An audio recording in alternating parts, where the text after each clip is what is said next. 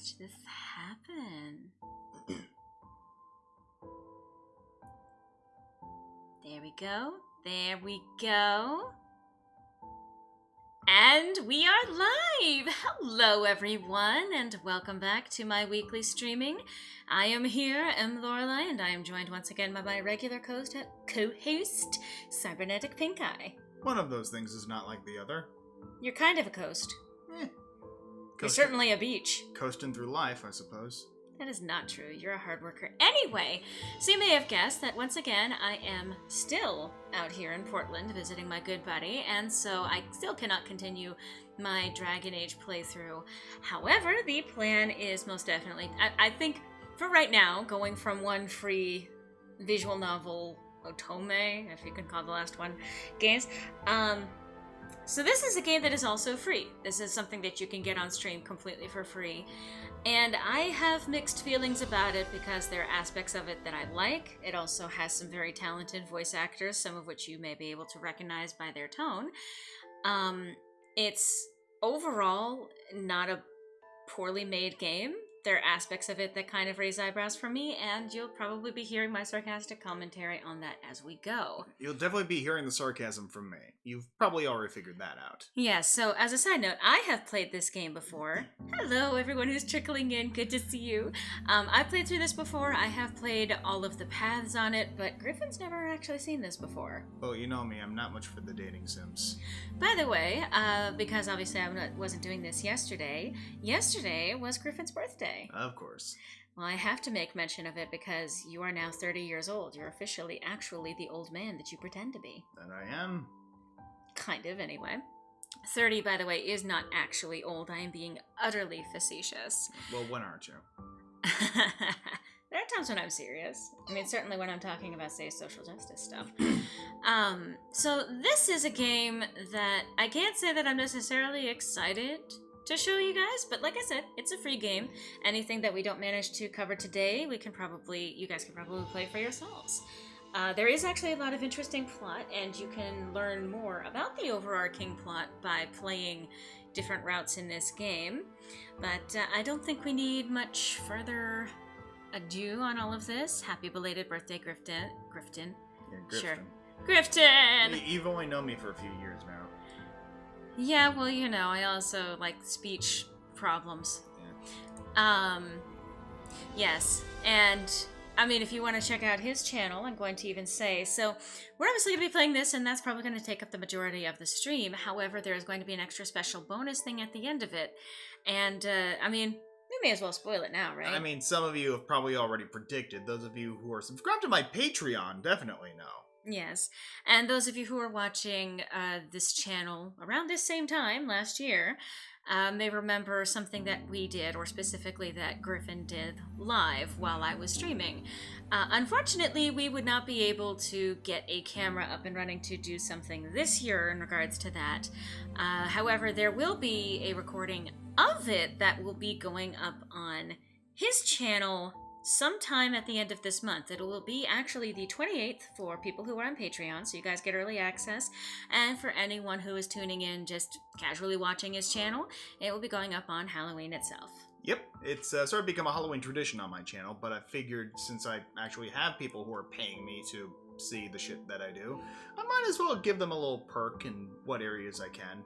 So the thing that we're talking about is specifically a series that he calls Saucy Sweeties, where he punishes himself for not making enough content by eating something that is incredibly spicy and also very sweet simultaneously. And of course, we've already got people shouting at you not to do this. I care deeply about your safety. I hope nobody gets their taste buds destroyed today. Well, I mean, you'll soon find out. you will see eventually what's going to happen, and we will describe it when we actually get to it. So we may as well save what it is for at the end of the stream. Oh, yes. And it's going to be a hefty thing.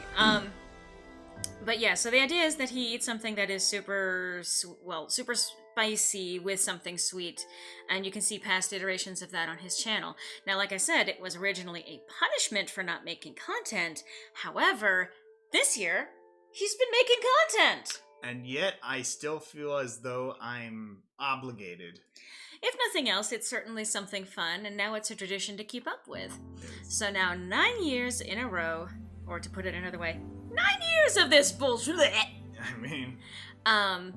Seeing that getting edited now, overlaid with the past 2 attempts. I love Nate there. I don't know if I can watch that. Mood, Nate. I mean, honestly, Griffin, at this point, you just enjoy being punished. Well, You'd think it from all the time she smacks the hell out of me.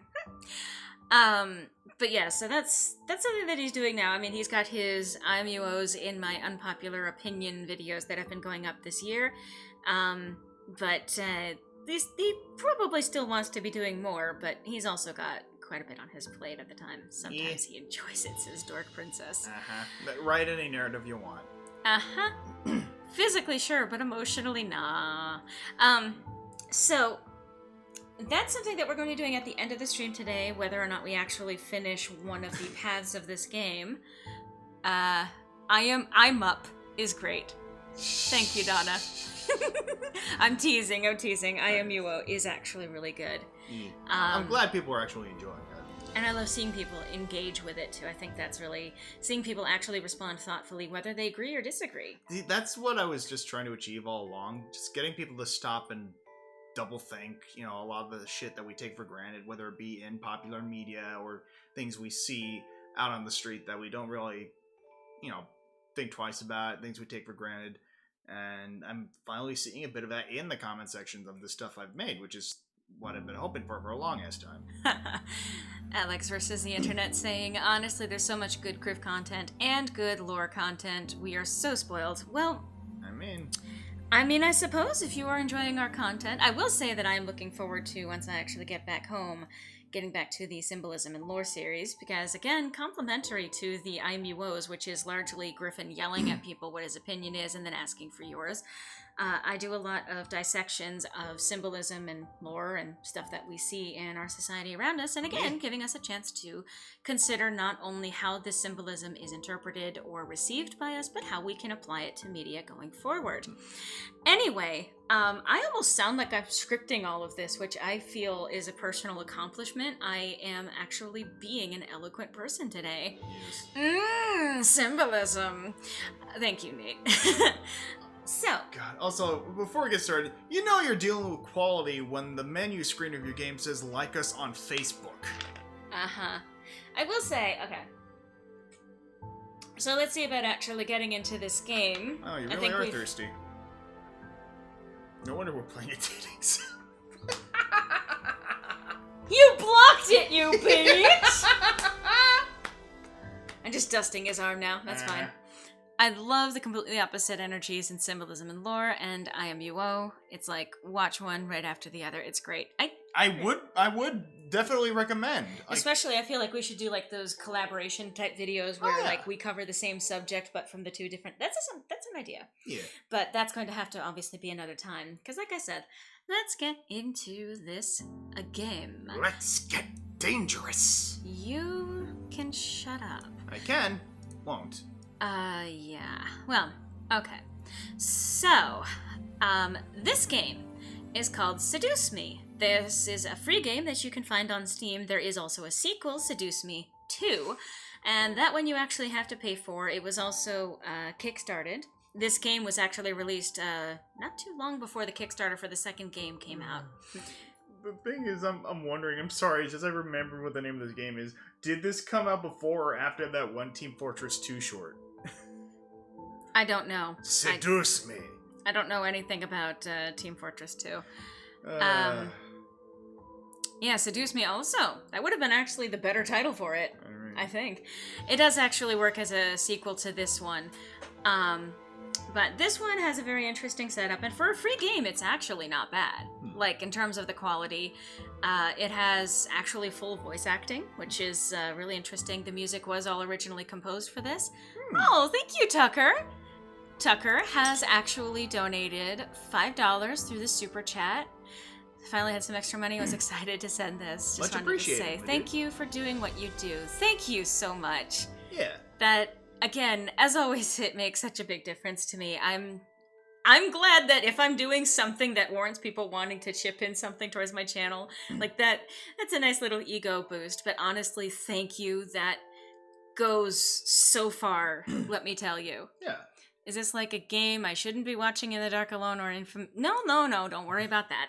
This is so not scary. Like, it's Not in the dramatic. traditional sense. It's dramatic, but you're gonna hear my commentary on certain things as we go along. The only scary thing about this, and literally every other dating sim out there, is that some people actually think this is how romance works. Well, it looks scary from the title screen. Well, it does involve some interesting subjects. It's also been a long time since I've played this, so I don't remember how to do exactly every path. So, this is a fictional interactive narrative. Any character resemblances to real-life people are purely coincidental. The fuck you say? You know, I don't feel like this is necessary in a movie? Maybe. In a video game, well... I won't go into details, but what this is about, yeah, I don't think that clarification is necessary. Also, please note that the following game is made for PG-16 audiences. Please know that sexual/violent themes are explored in this game. Trigger warnings, abuse, implied rape, and suicide. You have been warned. That I actually appreciate them including in this. Yeah. Having trigger warnings at the beginning of a game so that you can decide for yourself whether or not you want to continue with it. This game does explore some dark themes, and if we end up touching on any of them, I will also let you know. Hey! Oof? Oof. Oh, oof. Yeah. Regarding the warning. The video game is just suspicious it's the creator's exes. No, it's not. I don't think it's her exes. Please enjoy. Thank you. Why, hello. My, aren't you a gorgeous sight? Can I be honored enough to know your name? So that should be a little snapshot as to what we're going to be getting with this game. I told you that it is fully voiced. I somehow forgot. And we may as well go with the default. A lovely name for a lovely person like you. Wonderful. Oh, thank you. Hey. Quelling my dumb fears is not dumb. Oh, this guy sounds hot. Yeah, well, you're quite possibly going to be saying that a lot. Eric, do your job. You know what? He also sounds like he could use a pop filter. This game was made available for free. And? For a reason. Very well. This game was produced by Seraphim Entertainment under the direction of Michaela Laws and is powered by Renpai Visual Novel Engine. We truly hope you'll enjoy this story. I know I'll enjoy it since you'll be in it. So... I need an adult. How long... I mean, I know that we were running our commentary over this, but exactly how long is this intro taking? I mean... And I'm pretty sure that we can figure out that it was made by Seraphim Entertainment under the direction of Michaela Laws, because those are also in the credits, as well as things like her. So this feels just like it's a little indulgent of just having the voice actors record more stuff. I was going to say, it's very self-masturbatory. Mm-hmm. Eric. Fine. Farewell, my sweet. Somewhere. So I will say that first voice, the one that doesn't quite have a pop filter, I believe, if I recall correctly, he's actually primarily a music composer, and he does the music for this game, among other things, but was also brought on to do the voice acting for this. I mean, not necessarily.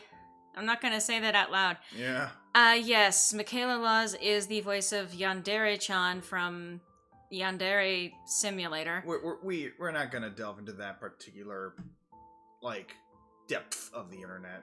Honestly, I can't say that I like that game. I mean, the incomplete beta, that's probably never going to leave beta because he can still get money from people as long as they're willing to pay him for it. Moving right along. Anyway...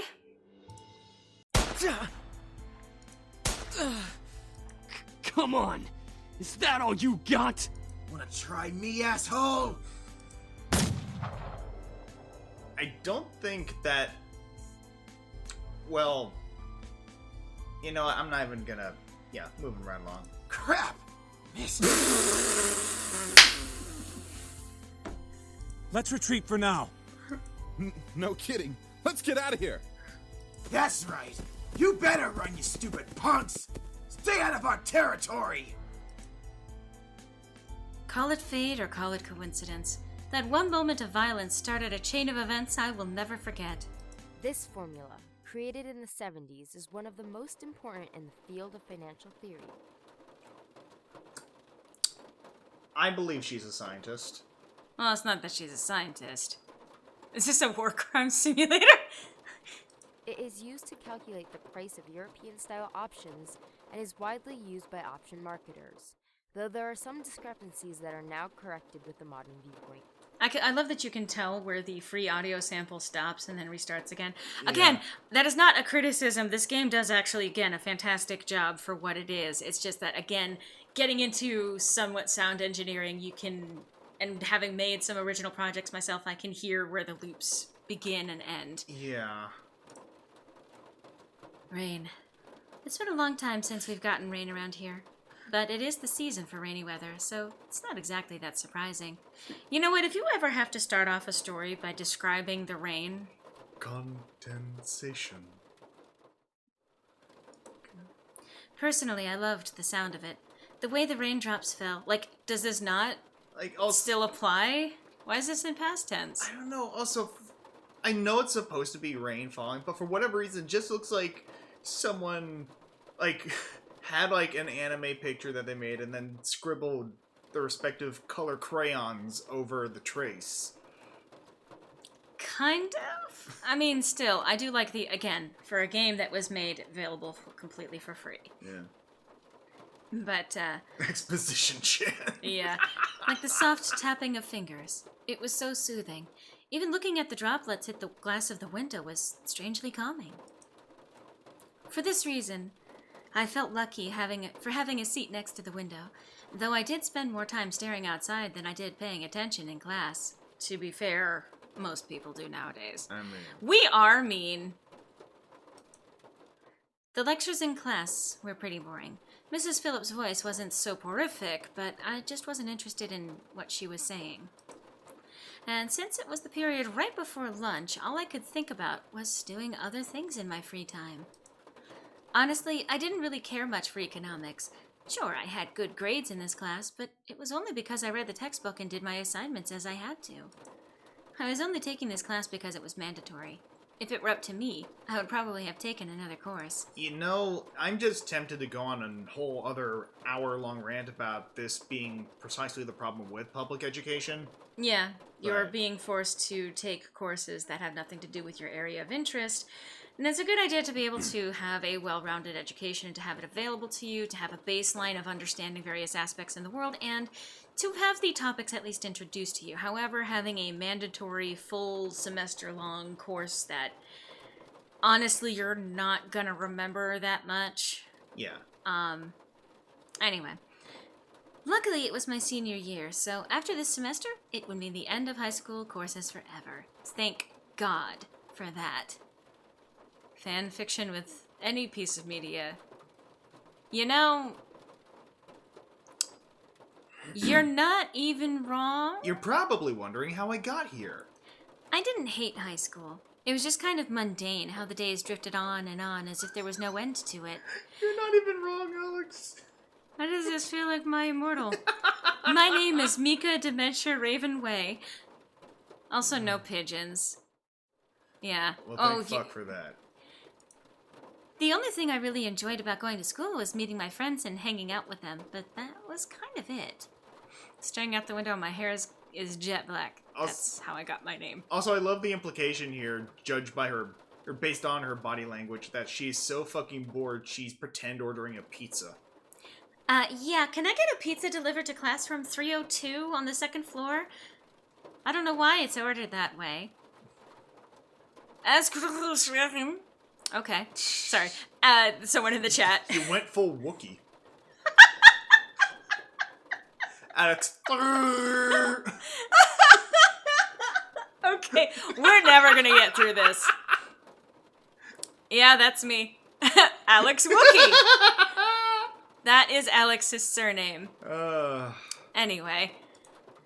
In short, I was done with high school. The start of second semester brought a note of finality to it. I had already applied to many universities the semester prior, and I was expecting replies sometime in the next few months. Now, I'm going to pause here. There are teenagers who write like this. This does not sound like an authentic teenager. Yeah. It seemed like the start of something new. Something that would change. That is, if things could change. I stared at the faint outline of raindrops in the distance. For now, I was stuck in this class, and it was amazing that I could see raindrops at a distance. Also, that you could distinguish outlines from individual raindrops. Miss Anderson. That is unfortunate. Wow, don't be knocking people's art. You can't do better. Well, yeah, at least I know that. Also, the way she holds that pen. I think what's more important is the way she's holding her arm in place. Mrs. Phillips' raised voice. Yeah, that sounded super raised, right? Interrupted my train of thought. Just when I was thinking about class, I quickly turned my head to face the teacher. Hopefully she didn't pick me just because she noticed that I was spacing out. She probably did. The way the rain just stops, yes. Yes, ma'am? Would you care to name the equation I set up on the blackboard? Oh, I think I read about that in the textbook last night. It should be the Black-Scholes model formula. Very good as always, Miss Anderson. Anderson. It followed me wherever I went. Most people didn't really know me by my first name. Rather by my surname. I can read. What was Griffin laughing at? Her arm position? The fact that she's trying to evidently keep it from falling the fuck off. I mean, well, no doubt since the surname was the trademark of the internationally famous and philanthropic Anderson Family Toys, and because the founder was my own grandfather. Suzu, one of my best friends, turned around and proudly gave me a punch to the shoulder. Ow, bitch! Kick-ass girl. Tex? Oh my god. You're not wrong, it does sound like them. Well, you're weird. She should have at least said, what? Yeah, the game is fully voice acted. So again, credit for that. I can appreciate that. That does actually take quite a bit of work, especially to balance all of the audio so that it's not all like obnoxiously changing volume on you. God. It does sound like them. It kind of looks like them too. Like minus the hair dye. Yeah, kind of. From beside me, I heard Naomi, another one of my best friends, clearing her throat in obvious disapproval of Suzu's choice in words. Also... She means good job. Mood, Dork Princess. Fully voiced? Yes. Acted? Debatable. There are some good voice actors in this. I know that, for example, Kagi is in this game, for those of you who know the name. Ooh. You probably don't know him. People out there watching this, either presently or in the future, might actually recognize the name. Okay. Miss Capini, Oi! care to tell me who the creators of this formula were? What happened? Again, just everything down from the facial structure to the torso anatomy to the arm. And I'm sorry, I don't mean to nitpick, but this... I feel like there needed to be a little more beta testing before this was greenlit. Perhaps. Anyway. Some guys named Black and Shoals? It really sounds like them! It's literally just... You don't really see visual novels fully voiced all that much. That's very true. And now we see why. No, okay. I've actually toyed with the idea of making visual novels fully voiced. The problem is that I don't have time to make one, and I don't have a contest to enter when I do have one visual novel, but it is not voiced. But I could if I wanted to. I've been actually taking Griffin through Crazy Ex-Girlfriend. Much to my chagrin. Hey, you're liking it now. I'm liking it better. Okay, liking it better. So characters' outfits are different, but only protagonist looks like she has a Japanese... That's actually not even a Japanese school outfit. That's just because she is the heiress of a company, you know. Yeah. Yeah, that is a great visual novel, Danganronpa, which I will be returning as soon as I make it back home. Yes. Anyway. Fisher Black and Myron Scholes. She didn't ask you, Naomi. Very good, Miss Patterson. Show off. Better study next time, Suzu. Be like us and study once in a while. That's interesting delivery. I was gonna say, do you want to recite that line without holding your nose? Yeah, we are actually working. We're in partway through the 3rd season right now. Yep. Get about halfway, somewhere in there. And again, no spoilers. Yes, no spoilers. Okay. Suzu rolled her eyes and slouched into her chair as Naomi gave her a small smirk. She always pouted when Naomi showed her up. That's the end of today's lecture. Now, let's separate into groups and work on your projects. Remember, everything is due on Monday. Go ahead now. Go ahead now. Before I knew it, Suzu and Naomi had scooted their desks to align with mine, and we turned into the 3 Musketeers. Really? Swords and all. Whenever the teacher let the students decide on groups, we always grouped together in our little trio, which, if again, a teacher is trying to make you all get into groups for the sake of learning to cooperate with people, she shouldn't actually let you do. Also, correct me if I'm wrong, but weren't there originally 4 people in the 3 Musketeers? Yeah, at least with No, there regards was to 3. the original story? There were 3 originally, and I believe there was a 4th one later introduced. Yeah. Hello and welcome. I don't know. This is independently made by Seraphim Studios, I think it's called. Yeah. Anyway, it was a sheer stroke of luck that we all managed to be in the same class. So why would it be luck? You guys pick your classes. I mean, generally speaking, if you are in high school, you will pick your class, especially if you're in your senior year. So it wouldn't be a stroke of luck. It would be you deliberately chose this class. So, I mean, the quality bumps are noticeable, but they're not bad. Yeah. Yeah, okay. So, we had to at least take the opportunity and stick together as much as we could. It still holds together. So far. Yeah, it does. Besides, we were most comfortable around each other than, say, compared to being around any other classmate. It just made sense for us to put our heads together for any kind of project. What a basis for friendship. I know, right? I took out the poster we were working on and rolled it open into the 3 desks. We were pretty much finished with fulfilling most of the guidelines for the project, though we did still have to add a few finishing touches here and there. After working on making the poster a bit prettier, we sat back and inspected our work to see what we still had to do. Toss glitter all over it. At least there isn't any Colonel Sanders running around. Not in this game! Thank fuck. No, instead we had trigger warnings at the beginning for some very serious topics that they decided to include in this. Naomi, as usual, was the first to look for any issues. She lightly tapped a pencil against her chin, staring intently at the project, which was just a strip of paper. We really didn't do anything to it yet. She was just staring at the blank sheet of paper. I don't know what's wrong with her. Ooh, piece of paper. Alright, so let's see. We finished the budgeting section, the building leasing, and the cost for labor. What else do we need? A lot of things, as it turns out, for building a business. They haven't done anything yet. Suzu straightened up to look at the poster and stroked her chin. After a few seconds, her face brightened and she spoke up. How about a company name? That is a good place to also start. Branding is important. Although, to be fair, I did plan my new channel without actually necessarily having the name in mind just yet. True. Also, I love how, aggressive she looks. It's like... How about a company name? that is very... How about a company name? And I apologize, Merity, I forgot. Just when you thought you were spared from that particular brand. Huh? Did we really skip over that? Of course we did. You always go straight into the logical statistics and stuff that you completely skip over the fact. We need a name for our project. At least we caught it this time. Did you really just do a ooh-woo? At least we caught it this time. What's a girl to do? Sorry. Listen. She's not, Tex is not here, no. No. Not sure. What do you think? And yeah, they can't actually say the protagonist's name because you can name your character. Yeah. Some schools especially have overflow sections with others, so I don't know. I mean, there could be a lot of reasons, but just generally. Phone wave, real name, yeah. A versus H levels, yeah, I suppose. Oh, Merity. Okay, I thought that Mare was here, though. Ah, as did She was I. here at the start. Anyway.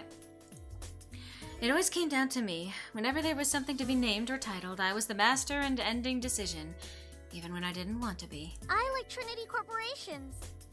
That is way too predictable. How about the Dragon Company? What do dragons have to do with our project? They're cool. What? It's a totally unpredictable name. It's hot. But our company sells bubblegum. So? I mean, make it Who spicy, said we can't bitch. produce spicy bubblegum? God damn it! You know what? Maybe I've just got spice on the mind today. Woe is me, the protagonist, whom everyone turns to for making all of the decisions in this game. What do you think? I like the rain. Well, Naomi. What do you think? Well, Naomi. I wasn't the one whose boobs magically grew a size bigger as soon as Suzu started showing up. Shut up. I'm sorry, I just can't see any other fucking graphic novel the same way after that horse Really? My biggest flaw is that I make too many decisions. That's true, Nate. For every anime protagonist. Listen, Griffin. shit. Listen. It's called posture. Yeah, I mean, posture can actually affect how large your boob size appears to be. As Anyway, we're both slouched over my desk. both of them looked at me expectantly, even though I wasn't quite sure myself. I didn't really want to choose sides, but if it were up to me, I would say... Trinity Corporation sounds just fine. Bah, fine. Be lame. Hey, It's just text. honestly, we could also have gone with Trinity Dragons. Ghidorah. The Ghidorah Company. Go ahead.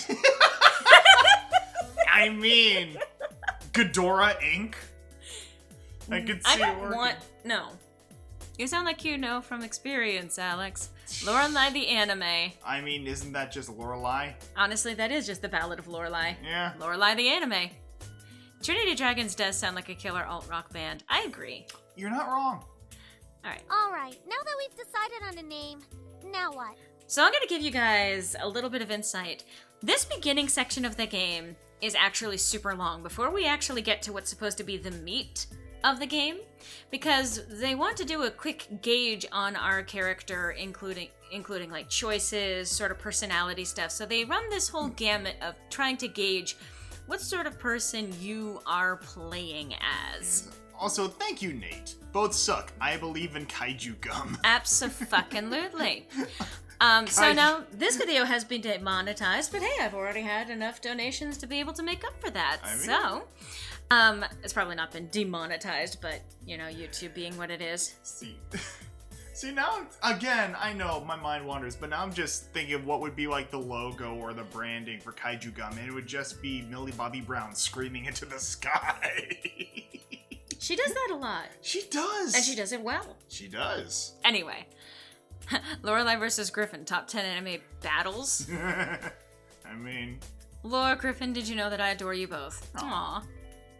Stop it. I mean, that one we both saw coming. Probably. Anyway, we're never going to get through this section if we keep breaking it up. As we ended our name game, a giggle scrambled my thoughts. Okay, that scrambled your thoughts? Huh? Who was that? It's one of your classmates, bitch. Nani? Ignore it. It's just Lisette. I looked over my shoulder to see her laughing with her circle of friends. Literally a circle. They are friend-shaped. They're just circles. Mostly comprised of popular people that were practically friends with everyone in the school. And as a result, everyone in the school knew them. In the center of it all was Lisette White. She sat with a posture that indicated that she was still working, but that she also was ready to casually chat about her day. Uh-huh. Mm-hmm. Yeah, you can do that, but that doesn't actually describe her posture. Not like you cool goths. They're like total Britneys. Stop flamming. She had an endearing balance of charismatic and awkward, which was readily apparent when she first talked to someone. It was easy to make her smile and laugh, and she was quite the comedian as well. Basically, she was perfect. Not that she was like a robot or something, but she was the student that everyone else wanted to be. She is a mythic bitch. Lisette was bright, easygoing, and above all, had her future laid out right in front of her. Unlike the average student, she knew what she wanted to do after high school, and as a result, she was confident and ambitious, though sometimes she could rub a lot of people the wrong way. So we just described her as perfect and now could rub a lot of people the wrong way? Mm-hmm. You can't really have both. She punched me. It was awesome, says Alex. Yeah, nice Mean Girls reference. Moreover, I had known her ever since I was young, but it had ultimately resulted in a rivalry that continued today. You're welcome, Dork Princess. Hee hee hee. Unlike me, who is the heiress to a baking it's actually a toy empire. And thank you, Crackfox Jr. Someone say donations 150 characters to fill lore, and I'm thinking Griffin, our cool loot boxes are gambling and require regulation. Free Shivakadu. You know what, Crackfox Jr., more than the money that you just sent in, I appreciate everything that you have just said. You have done this channel the greatest service by saying this. Can we get, like, a Crackfox appreciation emoji at some point? I feel like that needs to happen. Yeah. Real Crackfox Jr. hours. Yeah. Yeah, free Shavakadu. Anyway. I still love the musical rendition of that. What? The piano meme, dude. Oh! Yes, that thing. Yes.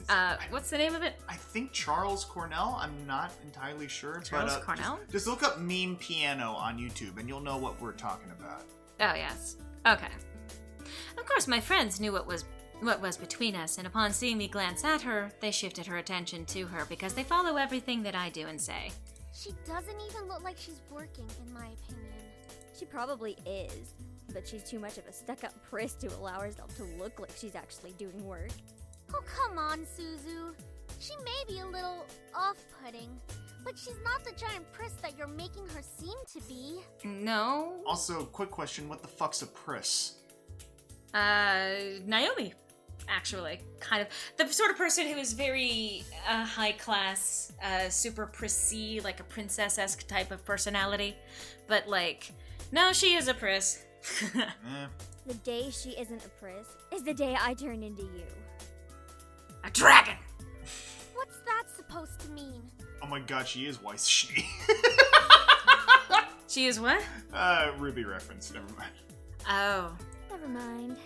God damn it. About time. Let's bail. Wow, she really does just sound like Tex. Anyway. Yeah. Unsurprisingly, Suzu was the first one out of the classroom, slinging her backpack over her shoulder with ease as she quickly strolled out the door. Her seat isn't even closest to the exit, and she always manages to be the first one out of the door. I don't think I'll ever understand that. She's fast. She doesn't want to be there. Got a meme fast. Alright, take care, Dork Princess. Have a good one. Yeah. Me and you both, Naomi. She gave me a smile, as if relieved by the fact that I felt the same way as she did. See? Why can't she just be normal like the two of us? I'm not normal. It's Suzu, Naomi. Think about it. Very true. I'm laughing. Man, you guys are slow. Are you coming or what? I'm just picturing her walking out of the classroom doing the SpongeBob laugh. Like, yes. Man. Yes, good job, Crackfox. Oh, yes, that is good. Yes. All right. We heard you the first time. Not everyone has rocket boosters attached to their legs when the bell rings. Mostly just, what's his name? From My Hero Academia. Oh, God, yeah. Oh, I'm trying to remember which guy specifically you're referring to. One of the main characters? The guy with jets for legs? Ida. It's been a while since I watched that. I'm just terrible with names. Yeah. Are you playing this game Holy shit! What? Thank you, Darren. I new to the stream, having a rough night, but this is cheering me up. Oh my god. Aww. So that is 50 pounds. Jesus Christ. Thank you, my dude. Thank you. I'm glad that this is cheering you up. We're making fun of this because I do actually appreciate this game, but yes, I'm going to make fun of it at the same time. That's a lot of months. That's euros. Okay, I'm sorry. I don't know all of them like foreign signatures and whatnot. Don't all of your Europeans do the same thing? Well, not since Brexit. Anyway. Yeah, I know. Thank you so much. I really appreciate that.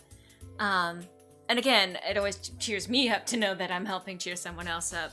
Same. That is, I think I said before, it's an ego boost, but also I do hope that if it's been a rough day, and this kind of extends to anyone who's watching this as well, but Yeah. if it's been a rough day, I really do hope that it gets better. Like, honestly, my best advice for a rough day is, curl up with something that you enjoy, whether it's music, a good book, playing a video game for a while, kind of get the stress out, or just to de-stress even. And that's just it. Autumn is the perfect season for that. Just curl up in bed with a nice blanket, maybe get yourself some hot cocoa or something, and just fucking chill. Fucking chill, not fuck and chill. Can you tell I was originally born and raised in California? Maybe. But yes, I do hope that things do continue to get better, and that tomorrow ends up being, for whatever reason, a fresh slate to start your day. Fingers crossed, man. Yeah. But thank you again for the donation there, Jesus. Yeah, you can do both. Are you kidding me? Whoops. That class was ridiculously boring. Even Miss Valedictorian here was dozing off a bit. I do have to admit I was spacing out. And just because I answered one question doesn't mean I'm automatically the valedictorian. Okay, so it wasn't too interesting. But you should at least pay attention when Phillips is talking about the important parts. How do you determine what are the important parts? This feels like a weird fusion of White Schnee and fucking Fluttershy. I don't even know Ruby that well, but this is so forced. Yeah, a little bit. Yeah. So you finally admit it. We're finally on the same wavelength. Welcome to the club, Patterson. Please, don't call me by my last name. This isn't the classroom. And never in a million years will we ever see things eye to eye. So why are you friends? Again, I was convinced that the one on the left there was going to be the bully character, as opposed to the one we haven't even fucking seen yet. Okay, so I guess everything's just okay now. We'll never see eye to eye. I mean, to be fair, that is us. But you and I actually see to eye at least once, and we literally experience brain fusion. On the important shit, yes. I mean, we're polar opposites in terms of personality a good chunk of the time, but Yeah. I hate you and we'll never agree. Two great tastes. One great kiss. Anyway. Fight, kiss, kiss, kiss. Despite this, they both burst out in laughter. Normally, anyone would think that opposites like them wouldn't ever associate with each other. But even though they were so different, their friendship somehow made a lot of sense. It Did it? really doesn't. It's probably MLP Equestria Girls mod for this. I mean, undoubtedly. maybe they were just perfect complements, or personality just didn't dictate the possibility of their friendship. After all, we three had been best friends since preschool. Of course. Alright, so where are we heading to first? Cafeteria? I think we can all agree that we're really hungry, especially after hearing about our company's line of deliciously spicy bubblegum. I feel you would only be able to know that if your cycles were perfectly synced up. I mean, you can also, that's one of the reasons why they have the school day the way that they do, is to try and train people to fit into a schedule. So that you can only have lunch at a specifically designated time as opposed to when you're hungry. They can take my time and soul, but they will never take my appetite. That would be literally impossible for you. True. Although it's actually hilarious. I have a smaller appetite than he does, but I handle being full better than he does. Yeah. I just continue to make poor life choices when it comes to the amount of food I consume, as well as what I put in my mouth generally, as you'll find out later today. What you put in your mouth, huh? Mm-hmm. Yeah, like that joke isn't a million years old. Okay. 2 lunch breaks. There's not always 2 lunch breaks. It depends on the school, obviously. But they are telling a lot rather than letting the text speak for itself. You know what? I would actually point that out. They do a lot of telling as opposed to actually just letting the characters speak for themselves. Yeah. Please, for whatever gods, start taking care of yourself more. That's impossible. Anyway. Who would even buy that? I wonder. Well, Suzu, for starters. There are a lot of people who would like spicy gum. I mean, hi, cinnamon. Yeah. Cinnamon gum is a thing. I'd buy it. Of course you would. Yeah. Me? I would pay good money to get a taste of it. You do like spicy food after all. And they all just slide off into the cafeteria. Risky business style. You kids and your hoverboards. Well, we should have those by now. We should have had them in 2015, but you know, we fucked with the timeline too much. Does Naomi kind of look like Max from Life is Strange?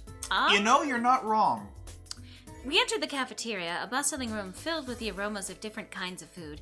As we got in line, we ordered our meals and chatted freely. Cajun fries and the spicy chicken burger for me. That's my definition of a good meal. I mean... I'll take a tuna sandwich and some juice. You're probably going to need water or something to curb all that spicy flavor, Suzu. You'd probably want milk, actually. I can't be tamed by the likes of that. If it's spicy, then it's gotta be all or nothing. Mm-hmm. Yeah, well, the thing is, a slide thing. Well, the slide thing is actually a pretty common feature in, what's that? Oh, sorry, he sat up very suddenly. Sorry, no, it's just I suddenly noticed something. So, you notice how you can see, sort of like the rest of their bodies from behind the text box? Yeah? Notice the thigh gap on Suzu. Well, that's bordering on stick figure. That's scurvy. Yeah, it's not great. That's scurvy right there. That's one of those special streams that I really... Oh god, wish I wasn't a starving student. I mean... Well, again, look at Suzu! Clearly, there's some malnutrition going on. So this is a 1% school then. Yeah. Anyway, sliding is a very common thing in visual novels.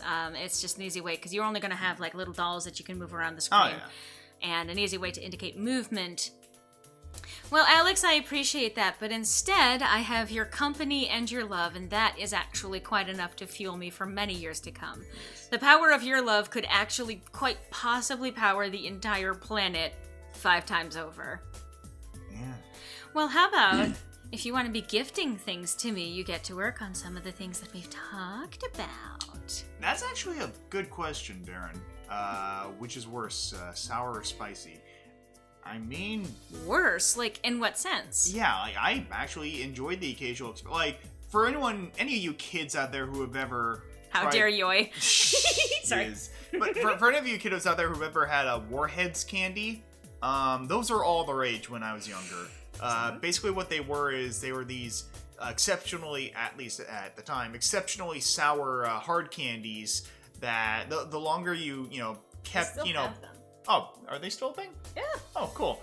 But yeah, the longer you kept sucking on them, like eventually it would get to a sort of softer, sweet core, and I very much enjoyed those as a child.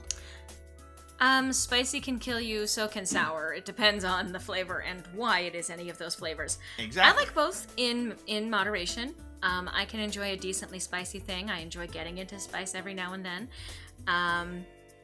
I like sour to an extent, although not super sour, and like, for example, I'm not a huge fan of lemon, despite the fact that I decided to eat a lemon for Jay's birthday earlier this year. I choose to die spicy. Yep. That is a quote, Don. Excuse me, anyway. Case in point. You're crazy! Don't call me out like this, Naomi! Oh yeah, I'm crazy. I think I'm getting a migraine. Why? I think I'll go with... Cajun fries and spicy chicken burger, too. Mac and cheese and a soda. You know what? I'm gonna go with mac and cheese and a soda, because that's what I would get. Oh, why not? It's a good blend of flavors. Yeah. That sounds good. Once we got our food, we settled down at one of the empty tables, putting our backpacks aside to finally dig into the food. Suzu leaned back in her chair, tilting it back so she could rest her feet on the table with her foot. But no! Take your feet off the table! Alright then. Is there anything we want to talk about? Naomi, you gonna tell your friend to take her feet off the table? People eat off of that. Bored already? I know. Let's talk about... Say boys, and I will never speak to you ever again. Aw, why not? What's so interesting about talking about guys? It's not like any of us are gonna get boyfriends anytime soon. Big butch energy. We don't know that. What if one of us does get a boyfriend? Or 5. Like that's going to happen, Naomi. Look at us. I'm a tiny Italian. You're a ditzy blonde. Italian? Your name is Suzu and you're Italian? Also, in what world is that blonde? Well, it's kind of like a dirty blonde fading into a ginger. I was gonna say, it's more of a brunette transitioning into ginger sort of thing. She's a lesbian. Quite possibly. Oh, I'm Italian, I guess. Yeah. Pretty sure women don't talk like that. Pretty sure people don't talk like that. Hey! And Anderson here. That's Well, right. I guess she could land a boyfriend or girlfriend if she wants. Or girlfriend? She can be a lesbian if she wants. I mean, Yeah? True. It's okay, Suzu. I'm not sure I want a boyfriend yet.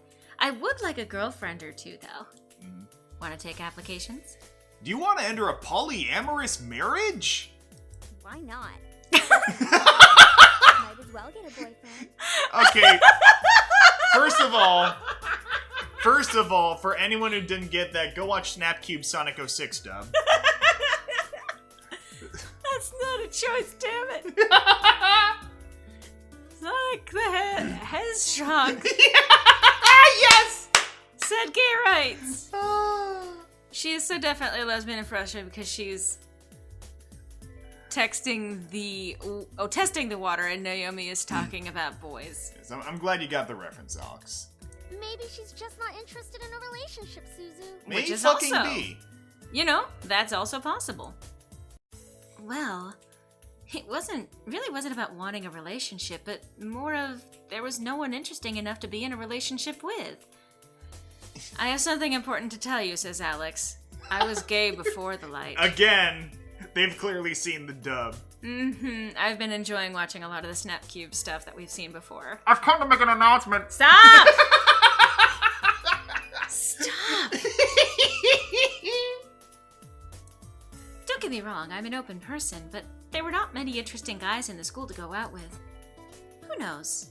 Time will tell. Crack Fox Jr., my man. Yes, Ace. Ace is also okay. Count how many lesbians are here.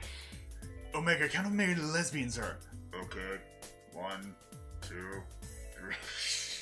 33,000. Anyway, then go out with a girl. Can you link the dub in the chat? You know what? I'll do you one better. Just simple, go to the YouTube search, look up Snapcube, and you will find a treasure trove of goodies. Specifically content. with the real-time fan dub games. Yes. I especially would recommend the Resident Evil 2 dub that they did. Yeah. That was so good. You really can't go wrong with any of them. Not any of them. Anyway, Naomi looked at me, wanting to continue the conversation. However, before she could speak, the speakers in the cafe started... Cafe? Cafe. In a school. Okay.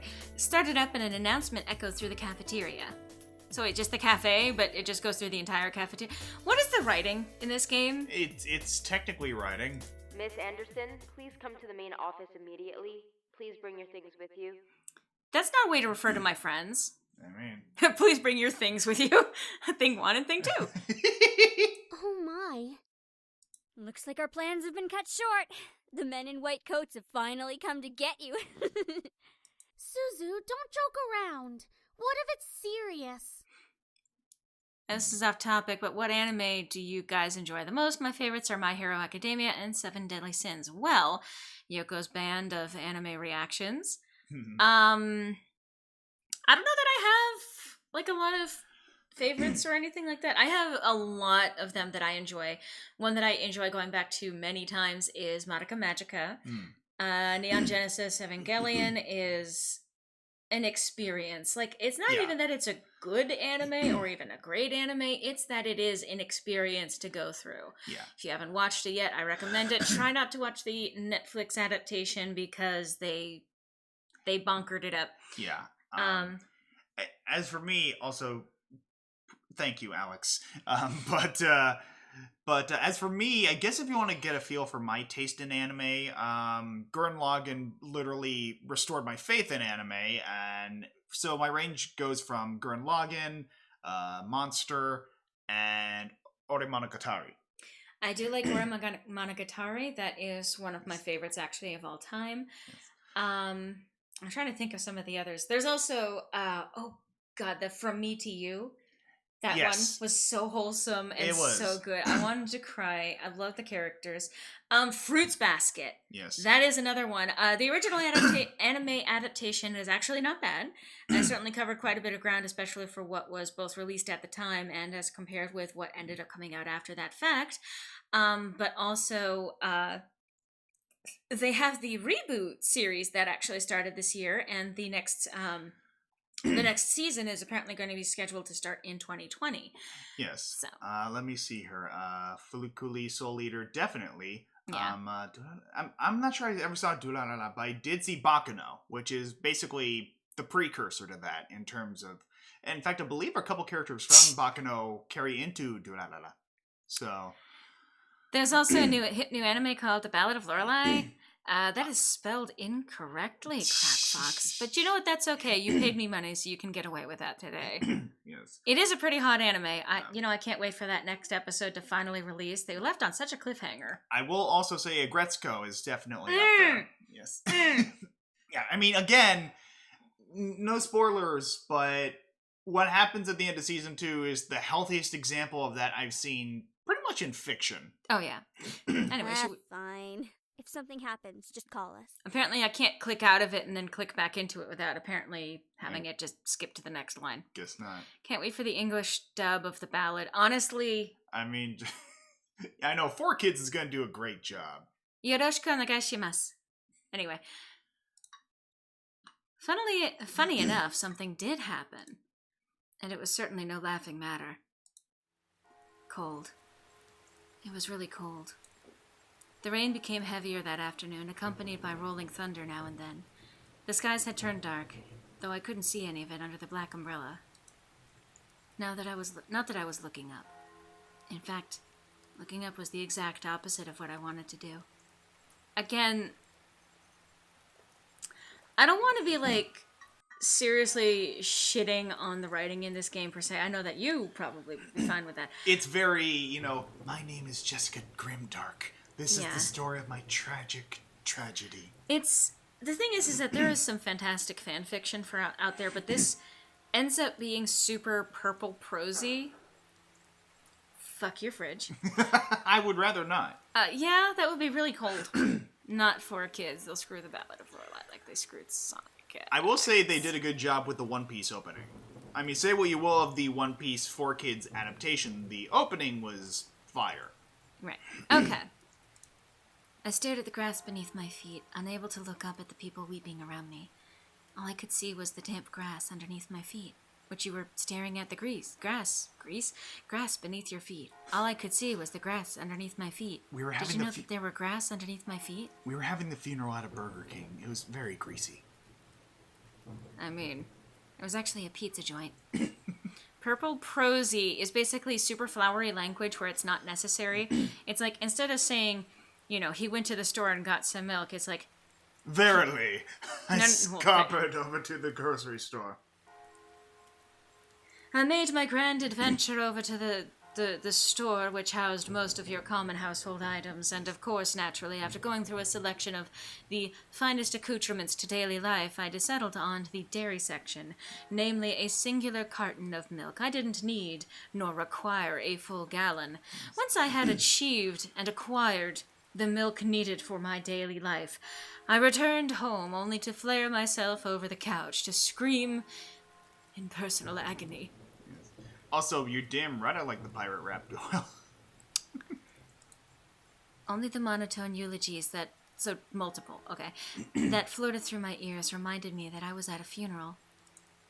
It was only when the speeches ended that I was finally able to raise my head. What? The siren's outside. So, I'm not sure if this is being picked up by you guys, but as soon as they mentioned funeral in the game, sirens started sounding outside my apartment.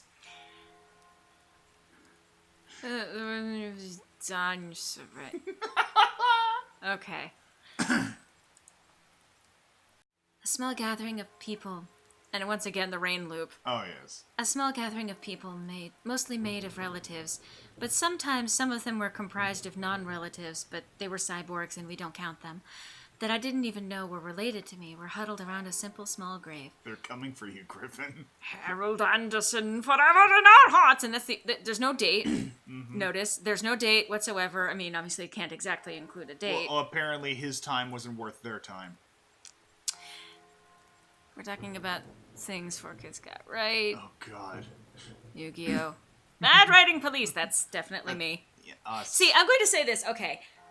I don't have any writing examples outside of my visual novel, and that was something that I literally wrote in the span of a month. So, like, I wrote and made an entire game in 1 month. There wasn't really any time for a lot of revisions, and there are some things about it that I would go back and change. Some of it was a little bit on the forced side in terms of character development, and there's a lot that... Yeah, and I will say that I'm the thing is I make fun of the edgy writing style, but just look at my last video with me writing that monologue for Lewis, and I'm a little better. Right. But writing is something that I actually have a deep passion for and really love doing. Like, for me, it's not the creation process per se, so much as it is I feel like I'm actually just channeling something. What? Too many donuts, though. Anyway, you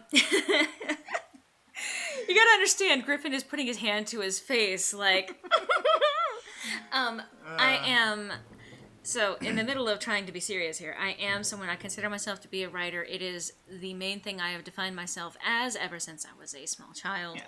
And it's something that I take very seriously. The flow of language, the use of language, making sure that it is accessible to the people that are reading it within the generation that it was actually created, as well as having enough description to actually truly whet the imagination. Also, thank you, Alex. That means a lot. Aw.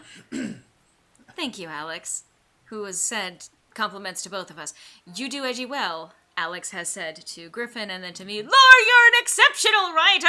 I almost read that as an exceptional water! Lorelai!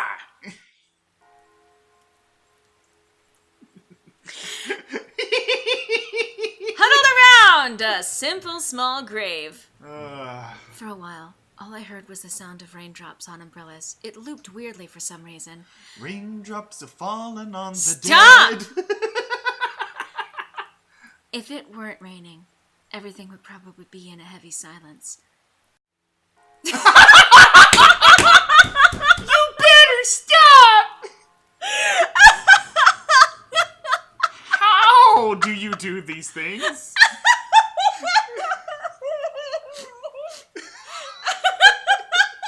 Oh, no, no, no, no, no.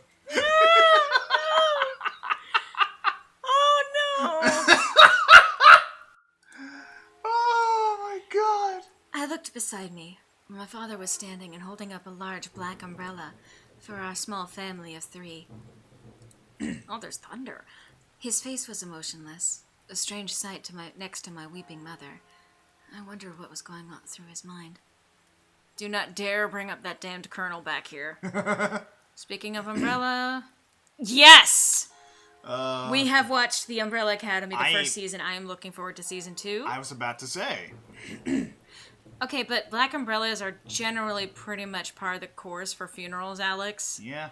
Anyway. After all, etched into the smooth gray tombstone before us was his father's name, and very little else. My grandfather, the one who raised me like his own daughter, had passed away that day. The ceremony was small. Only close family were allowed to come. Outside of people that I didn't even recognize as being members of my family, but I guess that counts as close family.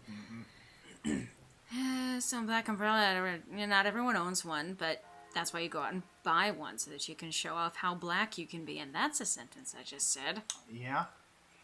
Neon pink with yellow, you know what? For some reason, I think that if you showed up to a funeral with that, Alex, it would be acceptable. Oh, God. Sorry, just remembered. I think I saw this on Tumblr, but apparently some dude from this Scottish family, he recorded, it was at his funeral, but he apparently recorded audio prior, and it's like, hello! Someone get me on this box! And everyone at the funeral was cracking the fuck up. Why are you pushing me? I'm just stating what happened. Look, you already traveled to Portland. You can't push me out of your stream at this point. No, but I can grind my elbow into your shoulder. Fuck you. Not gonna make yours any less fragile. No, but I would just be wet. I would rather be wet. Yeah. That's something you just said. I'm running off of the screen! I'm running off of the screen! Okay. And now I'm just picturing Don, never do this again. Never do this again. The ceremony was small. Oh, God. Only close family were allowed to come. Okay.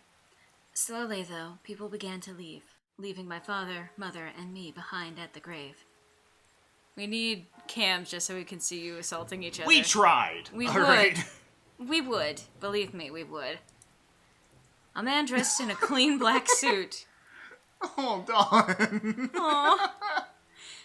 A man dressed in a clean black suit under the uniform black umbrella of the funeral attendees walked towards us, introducing himself as grandfather's lawyer. He pulled out a few documents from his suitcase and began to read aloud its contents. We haven't gotten to the seducing bit yet. No, and it takes way too long. I shall read Harold Anderson's last will and testament. That's a voice. It is, in fact, a voice. Only my parents and I were allowed to be present for my grandfather's will, which is why he approached us in a public place. It was under the strict request of his lawyer, and there was a reason why. Oh, there's voicing again. Yeah. And to my dearest granddaughter, I give my estate. All the furniture and decor that resides within the house shall also be given to my granddaughter. What? I couldn't believe my ears. I had earned the family estate? At 18? That was impossible, and yet it was written by my own grandfather's hand. He passed the family estate to her? Why am I not surprised? Also, why didn't I get a pop filter? Dear. Well, did he say anything about what will become of the CEO and chairman position of the Anderson Toys Company? That sounded like... Do you know how to question, sir? No. It is presumed that the vice chairman will succeed the position. This game is turning me into a goth girl with long ebony black hair and purple streaks and red tips, and when I pass by preps in the courtyard, I put up my middle finger at them. Absolutely. When I die, all my family... Oh, my family. My money goes to our street. Please do not donate your family, Alex. I mean... I don't want them. Goodwill won't take them. Okay. Even to the bitter end, he wouldn't give in. Oh, what a stubborn old man. I mean, the skullduggery, I honestly have no idea. And it's not all that uncommon for, like, grandfathers to pass on estate to grandchildren. Oh, yeah. It just depends on, yeah. Anyway. Shaking his head, my father turned to face my mother with a serious expression on his face, like that's not been his expression the entire time. About the estate. Should we send her there to get used to the building? It'll be a good place for her to live after high school. Red flag, red flag. Okay, for those who couldn't pick that up, another siren just sounded. They're getting past their best before date. Yeah. Are you sure we should? Why not? This would be a good experience for her. Why not? This would be a good experience. Why not? Stop! Get away! See, he's just dusting me again. Don't make me crop dust, you bitch. Okay, my poster goes to the good cause of freeing Shivakadu. This voicing was done with the air afterwards, that's why it sounds different. It depends also on the actual processing, but they also did these remotely from their own houses. From my understanding, they have either their own individual studio set up or something along those lines. So there's going to be differing voice quality and mic quality. Oh, yeah. So that does happen from time to time. Also, thank you, Alex. Oh, thank you. Thank you. Okay. Thank you, sweetie. Shut up. Anyway. Honey, what do you think? I don't. I think we paid too much for this funeral. I really wasn't sure what to say. Why did my grandfather think that I was the appropriate heir to the mansion? Was I even ready to live on my own? You're welcome, sweetie. Anyone want to pass the loot? Well, that seems to be it. We'll be taking our leave now. I'm sure the little heiress needs some time to adjust. Fuck you. Lorelai, were you about to go Airhead Valley Girl? There was the... like, if I wanted to go, like, Valley Girl Airhead on you, you would, like, know for sure, and there wouldn't be, like, any fucking doubt about it. Like, whatever. I mean, she knows how to approach it. She literally knew a Muffy. Well, that's more of, like, New England upper class, not Valley Girl Still in Airhead. her head. Not necessarily. She was relatively smart, but just, yeah, I knew a Muffy growing up. Turns out this is an alternative opening to Stardew Valley. You know what? David. I like how he went backward. He moonwalked out of that situation with a serious expression. Even though she raised her voice, my dad wordlessly began walking back to the car. I just saw it on the screen there. See, now I'm just headcaning that every one of these characters is just like, they have these serious expressions, but they're just on the fucking, like, the 2015 hoverboards, you know, with the wheels and shit. I keep forgetting Lorelai isn't 20 different women just swapping. What? I'm glad that you have a smile on your face. Two important messages. Aw, thank you. Yeah, I wish I could exit awkward situations like that too, Donna. Alright, have a good night. If you don't start taking care of yourself, I will materialize in your house and aggressively validate you. Well, you'll do that anyway, Alex. Let's not beat around the bush here. So you're gonna bug us adieu? Okay. Have a good night, Alex. Take care. The real Lorelai is the friends we made along the way. I mean... You know? Take your hand off my shoulder. Thank you.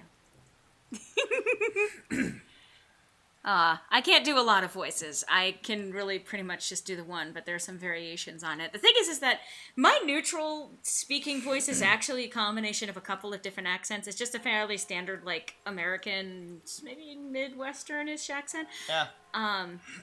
But, like, that kind of works out because, like, I grew up with this because I was born in, like, the 80s and, like, had my ascension through puberty through, like, the 90s and whatnot. Like... whatever, but like in the early 2000s. So like this voice was like everywhere, especially in the movies during my most formative years of development, but like whatever. And the other is that I grew up in New England, which it doesn't come out particularly thick most of the time, but if I try to thicken it up a little bit, first of all, you notice that I might actually start talking a little bit more quickly because I have a tendency to talk really quickly whenever I'm kind of talking in my native language. So I think... Yeah, whereas I was raised in Northern California, so a lot of what I do in terms of just general speaking is just an... under-exaggerated, "Jaw surfer bra, you want to get some zaws by the boardwalk?" Oh my god. Like, that is so awesome, man. I'm gonna pull a text here. Is that Naruto? Shut up. Never. Anyway. Where were you born again? Somewhere over the rainbow, in... Way up high. There's a land that I heard of once in a lullaby.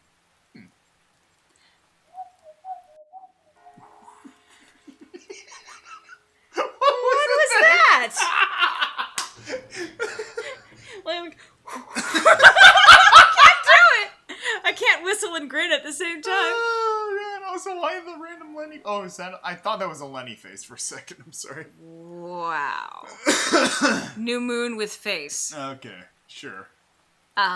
Anyway. Don't mind him, honey. I think that your grandfather's passing really affected him. Why don't we get back home for now? Because Dad's there? You can go ahead to the car, Mom. I think I need some time alone with Grandpa. Starts digging. I mean, she did inherit the estate, so... Oh, of course. Take all the time you need. Be sure to get his wristwatch, honey. I don't know why. Again, I know I'm being really mean, but why does Miss Anderson here sound seductive when trying to console her daughter? Is this the seduce me the title was talking about? She's doing the same arm thing that the teacher is. Yeah? Where everyone has just got broken wrists and elbows. Given this game. I mean... She gave me a quick hug, and moonwalked after my dad. I looked around the funeral grounds, which was completely empty, save for the sullen-looking grave that was laid out in front of me. So no other graves, just the one. Here's an air scribe. Please add the date to the headstone. Yeah? I'm sure that if Grandpa were in charge of arranging all of this, it would have been much different. And why am I speaking out loud? It was blatantly obvious that my dad was in charge of the whole event. Who else would bury their own family the same day they pass away? Everyone knew my grandfather's love for toys, yet the grave was a mere stone slab in the ground, void of any children's toys, because that's a common thing to... well, whatever. My dad didn't even bother putting flowers. They just grew up around the grave for some reason. I mean, the first of the sport is... I don't know. I try to say the spirit of the forest, but I said feared of the sporist. Don't you do that to me. I love... Just let your imagination go wild, Chad. Don't encourage that. We're already going to have enough fan fiction. Well, they may skip a generation to go to the grandchildren depending on the behavior of their own children. And there was some bad blood between the grandparent and his son here, so whatever. I mean, Grant Torino is a good fucking example. Not the character, but the movie. Right. His disdain for my grandfather was almost pitiful. Sorry, Grandpa. I tried to force out some words, but the only thing that came out was a choked sob, so... Also, how creepy would it have been if there was a duck toy just sitting on that grave? Just like a rubber duck. Griffin saying something, anything, followed by Laura's unforgiving, judgmental silence is my favorite comedy thing. Oh, thank you. Thank you, Donna. We do that a lot. A lot. Anyway. You told me to stay strong, but right now I'm the farthest from it. Like that one time a long time ago. Grandpa! Oh, it's so good to see you again, sweetie. Clearly a younger person doing an old person voice. Here's your first Pokemon, Ash. Shut up! You can't deny the similarity. I was swept into a giant bear hug, and we both laughed as he swung me around like an airplane. It was one of my favorite things about seeing my grandfather, the way he greeted me. Unlike my father, the asshole, my grandfather was loving and playful, even as I grew older. Thank you, Nate. Yes. What's the worst horror scare you've ever had? Like, that depends. Do you mean like a jump scare or things that just creeped me the fuck out? For me, it wasn't a movie so much as a dream I had that sent me to therapy at the age of 12. That'd do it. The worst horror scare that I've ever had. I mean, I've had a few. Of course, this also comes down to interpretation and everything, but like, depending on whether or not you actually believe in the existence of ghosts and whatnot, I've had a few encounters in my life. I'm not going to say that you have to believe me when I say this, because I also know exactly how subjective it is, and I understand that there are alternative explanations, but for me, in my experience, the way that they felt as I was going through it, there was one example, and I probably told this story before, but one where I was in this dojo, sort of? Like, it was a very old-fashioned Japanese-style house with, like, the paper doors that were sliding. However, instead of actually being a house, it was something of a maze. And I kept getting lost trying to find my way through it, to find the right paths to go down, the right halls and everything. Every time I would start to get really lost, there would be this woman that would appear in the hallway just at the intersection that I needed to turn to and be moving in the direction I needed to go in. This woman was a Japanese woman in a white kimono with her hair down. I didn't really get a good look at her at first, especially as I was following her through the halls. And eventually, after following her, I ended up in this chamber, this very huge chamber that was filled, you know, multi-tiered of many different candles at different lengths, and they were all lit. And standing in the center of this room was the woman. In her arms, she actually was holding another white kimono. And in the dream, I actually went in front of her, and... Sorry. Wisecracks, Laura gets annoyed, repeat several times. Yeah? Anyway. Formula for success. So... In the dream, I went up to her, and I accepted the white kimono from her. She actually gave it directly to me. And then I clutched that to my chest, and I got down on my knees with my arms folded over my chest with a kimono holding it up there. And I pressed my head actually to the ground right in front of her feet. And in that moment, I felt... Sorry, again, if this is graphic imagery, but I felt a knife enter the back of my neck and go down my spine. And, like, when I say that I felt it, I don't just mean, like, you know, psychologically imagining how that would happen.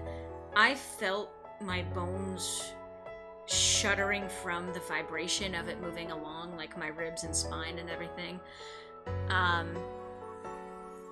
Let's playthrough run on what? Oh, thinking of Potiphal. Also, what an ad-friendly conversation this is. I know, right? Anyway, so after the knife was scraped down my spine, I woke up. And here's the scary part. I woke up and that Japanese woman was standing over me in my room. Now again, there could be the explanation of that was simply my brain transposing the last thing that I saw in my dream into reality. That's always a possibility. But I remember waking up to her specifically standing in my room looking down on me. And that woke me up pretty damn fast. And the thing is that I actually was talking with one of my weeb friends at the time. And I was describing the dream, and she kind of stared at me and she goes, well, you do realize that they tend to bury people in white kimonos, right? And they also let them have their hair down. And that's one of the reasons why, like, I guess, and again, I'm just basing this on what... Yeah, like the stereotype of the girl with white clothes and long hair is because they did that apparently deliberately to indicate that someone was in fact dead. So if you saw someone like that walking around, you would know that they are in fact a ghost. So I didn't know that. Yeah, that sounds horrifying. Another time was when I was barely just falling asleep, and all of a sudden I felt this sudden bolt of terror. Like, the closest thing that I can describe to it is like when you're at the top of the roller coaster and it's about to descend, and that gravity shift and that realization about... I felt like that, like out of nowhere, as I was just literally starting to drift into sleeping. And I woke up and I saw this figure standing over me. And when I say figure, I mean that I saw what was shaped like a human, but what I saw was actually like the air around it was like smoke drifting over a surface. And in the smoke, I saw a shape that was emerging, like it was outlined by the smoke, but I couldn't actually see the person that was in there. And the real scary part was not only did I see this person standing over me, but their hand was outstretched towards my throat and about 3 or so inches from actually coming into contact with it. So, have a good time trying to sleep tonight, kids. I said, holy shit. And, the figure kind of withdrew for a second, kind of did like not exactly a shrug motion, but turned and headed out the door. So, I mean, this works for the month, I suppose. Yeah, happy Spookmas. I guess. This game's music is actually really adding to the story. I guess. I will say, so those were bad ghost encounters, kind of. I mean, the first one, the Japanese woman, was not bad. It was just kind of weird and a little creepy. I think one of my favorite ghost encounters, so to speak, was I was asleep in my room and I had been kind of spooked by something. I was actually really anxious, like my anxiety had been really picked up. And I was kind of drifting off a little bit, and I felt my cat jump up at the foot of the bed. And like, you know when you have your blanket over you and your cat kind of walks up like alongside it, you can feel the pressure on the sides of the blanket as it makes its way up to you. Did I get an explanation? No. Anyway, so I felt the cat coming up towards where I was on the bed, so I lifted my arm and wrapped my arm around the cat, and as soon as my arm went around the cat, I fell completely asleep. Like, it was just instantaneously, I was asleep after lifting my arm and putting my arm on the cat. And when I woke up in the morning, my door was locked, and there was no cat in the room at all. And the thing is that I had locked it the night before. So the only way for the cat to have gotten either in or out of the room was if I had let them in or out. And that had not happened. The thing is, what made that actually kind of weird was that the next day, this beautiful white cat showed up on our patio. Beautiful white cat with one orange and one blue eye, and like just stark, very angular features, kind of like the Oriental short hair style of cat, and was leaning up at the door, peeking in, and kind of like pawing at the glass. And this cat showed up like every day for like about a week or so.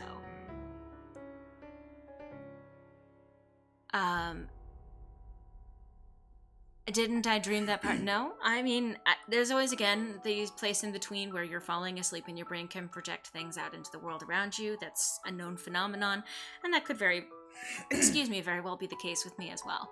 However, anyway, if we continue in this vein, we're never going to get through the introduction of this story. Back to old Matt Smith here. Anyway. Sorry that Daddy couldn't be here today. He said he wasn't feeling too good again. It had always been like that. Dad missed every visit to Grandpa's house, citing that he was busy with work or wasn't feeling well. Sweet Ghost Kitty wanted to watch over me. Is that so? Well, that's okay. Daddy can come around next time. And you're here, right? Oh my god. You know what this sounds like?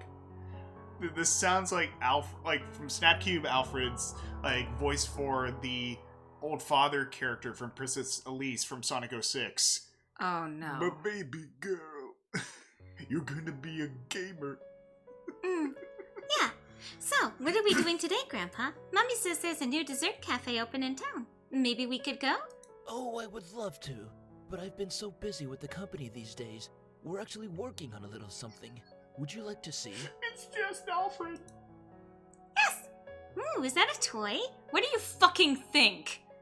It is. I was designing a new line of them. But I feel like something's missing. You don't think you could help me out, could you? I am a child. And my voice decided to randomly give in on that. Speaking of, I'll be right back. I need to get some water. Because I'm just phlegming the fuck up for some unknown reason. In preparation, perhaps, for later? Maybe. Also, we ate a whole pizza, or most of the pizza, so... That's true.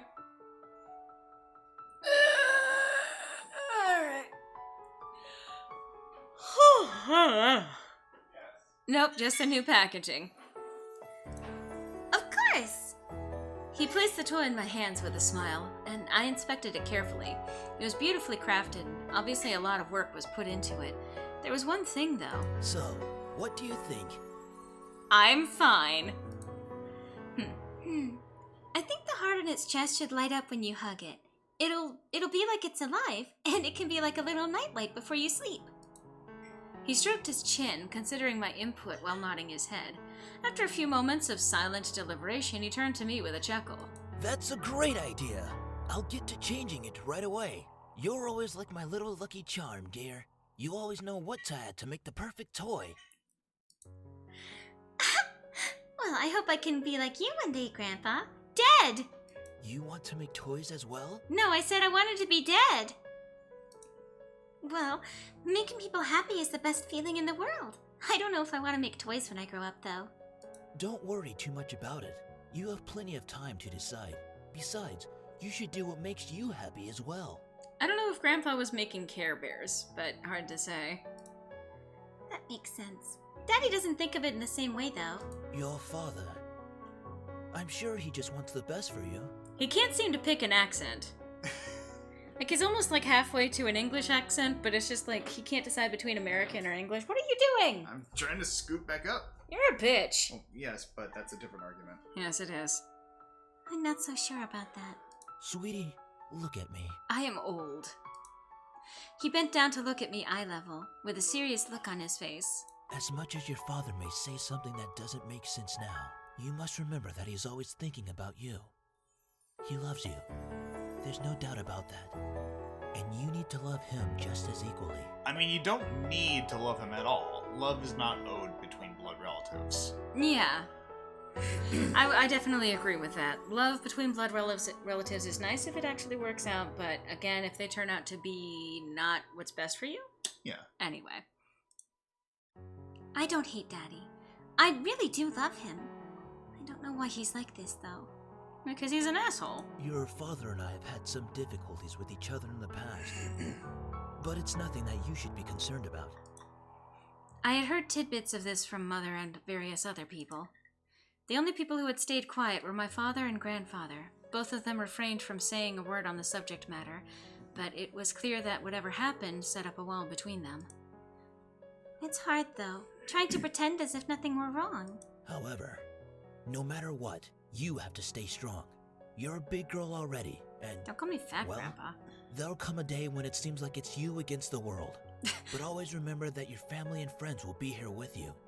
Helping you be that spirit, Bob. Excuse me. Daddy, Mommy, your friends at school, me. We'll stand together to get through it. Except you're dead. How can you be so sure of that? Because we'll be right here and here. Daddy said not to touch that! That's a no-no place! Don't believe in you. Believe in the me who believes in you. Yours is the drill that will pierce the heavens. Yes, you're poking me now. Yes, I am. Big is beautiful, no fat shaming. Yeah. I agree. Like old man Stewie for a second. Stop! Stop! Stop! He pointed his finger to my head first and then pointed at my chest. No place, Grandpa! So stay strong. Promise? For the moment, he looked almost sad, pleading. But as quickly as it had come, the expression disappeared from his face, and he was all smiles once again. Promise! Upon hearing that, Grandpa let out a great burst of laughter and stood up. Yes, it was so funny. Promise! All right, then. You know, how about I whip up some special homemade dessert? I know I can't accompany you at the Bland meeting dessert. tonight, but we sure can talk and eat while I cook and do some paperwork. Oh God, I just realized. How would you like for me to whip up a special homemade dessert option? I just realized what else he said. He sounds like Bizarro Mr. Burns. Smithers, would you show my granddaughter to the desserts? You cannot silence me. You keep looking at my finger like you're gonna bite it. Funny you should mention that, didn't he? See, this time you recoiled. I didn't even have to do anything. Stop it, you!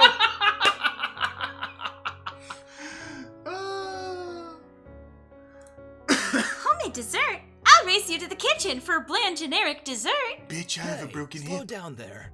I'm not what I used to be. I used to be a snail. I used to be a man.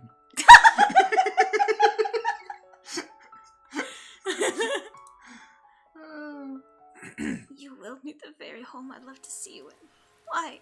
Why would you think I would be ready to take it? Especially after this. Because I fondled you when you were a child.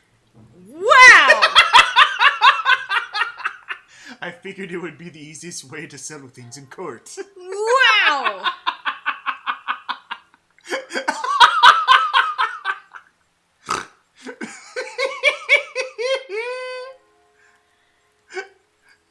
A surge of anger bubbled within me. But I quickly swallowed it. There was no use in getting mad, especially when the person in question was no longer there. I love how you're giving me the DreamWorks face. Griffin just killed. The Admons. Yeah. I guess. I'm sorry. It's hard to stay calm when you've left me with so many questions. Especially about what happened between you and Dad. What am I doing? Talking to a grave. My vision blurred, and I suddenly realized that I was crying. My face heated up. Okay, as tears rolled down my cheeks. I'll bring you some flowers later. I miss you, Grandpa. I'll try my best to fulfill my promise I gave to you, even if the world might be turned against me. Boy! No, oh my god, that even just reminds me now. Can we tell the story? I really want to. Okay. Go ahead. So, and I know we're, as just said, we need to get through this because we're never going to get through the intro today. So we went shopping. When I don't remember exactly what, I think it was Sunday? Yeah, Sunday that we went shopping. And we got a lot of things among them, a lot of heavy things, some sodas for both of us to have in the house. And they were put in a plastic bag, which is a very common thing, I guess, out here on the West Coast. And, Wait, did you say plastic? It was paper bags, I think. I meant to say paper. Oh, sorry. Okay. Anyway, but yeah, they put them in paper bags out here, and it's very. Paper bags are actually pretty resilient. However, and there's they only double so bag 'em they to- do double bag them. However, so we are collecting things from his car, and the thing is that in order to get up to his apartment, we have to go into an elevator, up and walk around an entire building in order to get to where his apartment is actually located. And so, obviously not wanting to have to make a lot of trips, we decided to load it up with as much as we could at a time. Yeah. However, Griffin managed to take so many things that I knew the way that he was carrying them was going to be a lot to have to try and balance, and you would have to be very strong. I said, "Are you sure you want to do that?" He's like, nah, it's fine. So I said, "All right, well, let's move the eggs over to this bag," which was one of the ones that I was carrying. And he's like, "That works." And he added another one of these soda things that we got into his bag. And we did the best that we could to get it all together into arms. I took another soda thing under my arm as well, which was hard. And I ended up actually kind of hurting my wrist a little bit in the process. And we started heading to the building. There was a nice guy who held the elevator for us, which was very nice. But as we're getting up into the hallway, I noticed that things are kind of slipping for Griffin, moving out of his arms. And I said, "Are you sure that you can do this? Do you need to set something down?" And it's like, no, it's fine. It's fine. So we get further down the hallway, and he's like sagging to the side. At this point, I'm walking like Smeagol. Sort of. So I'm carrying, I'm doing the best that I can, and I'm like, "Dude," and suddenly he drops one of the bags. It like tears, like the handle on it actually tore off and then collapsed to the side, which caused an avalanche of other things to drop. And as that happens, I just kind of calmly say, "Well, good thing we switched the eggs over to this bag." And so he starts to try and collect it, but it doesn't quite work. And I say, "Can you just get the door and unlock it?" Because at this point, my arms were getting tired from what I was carrying.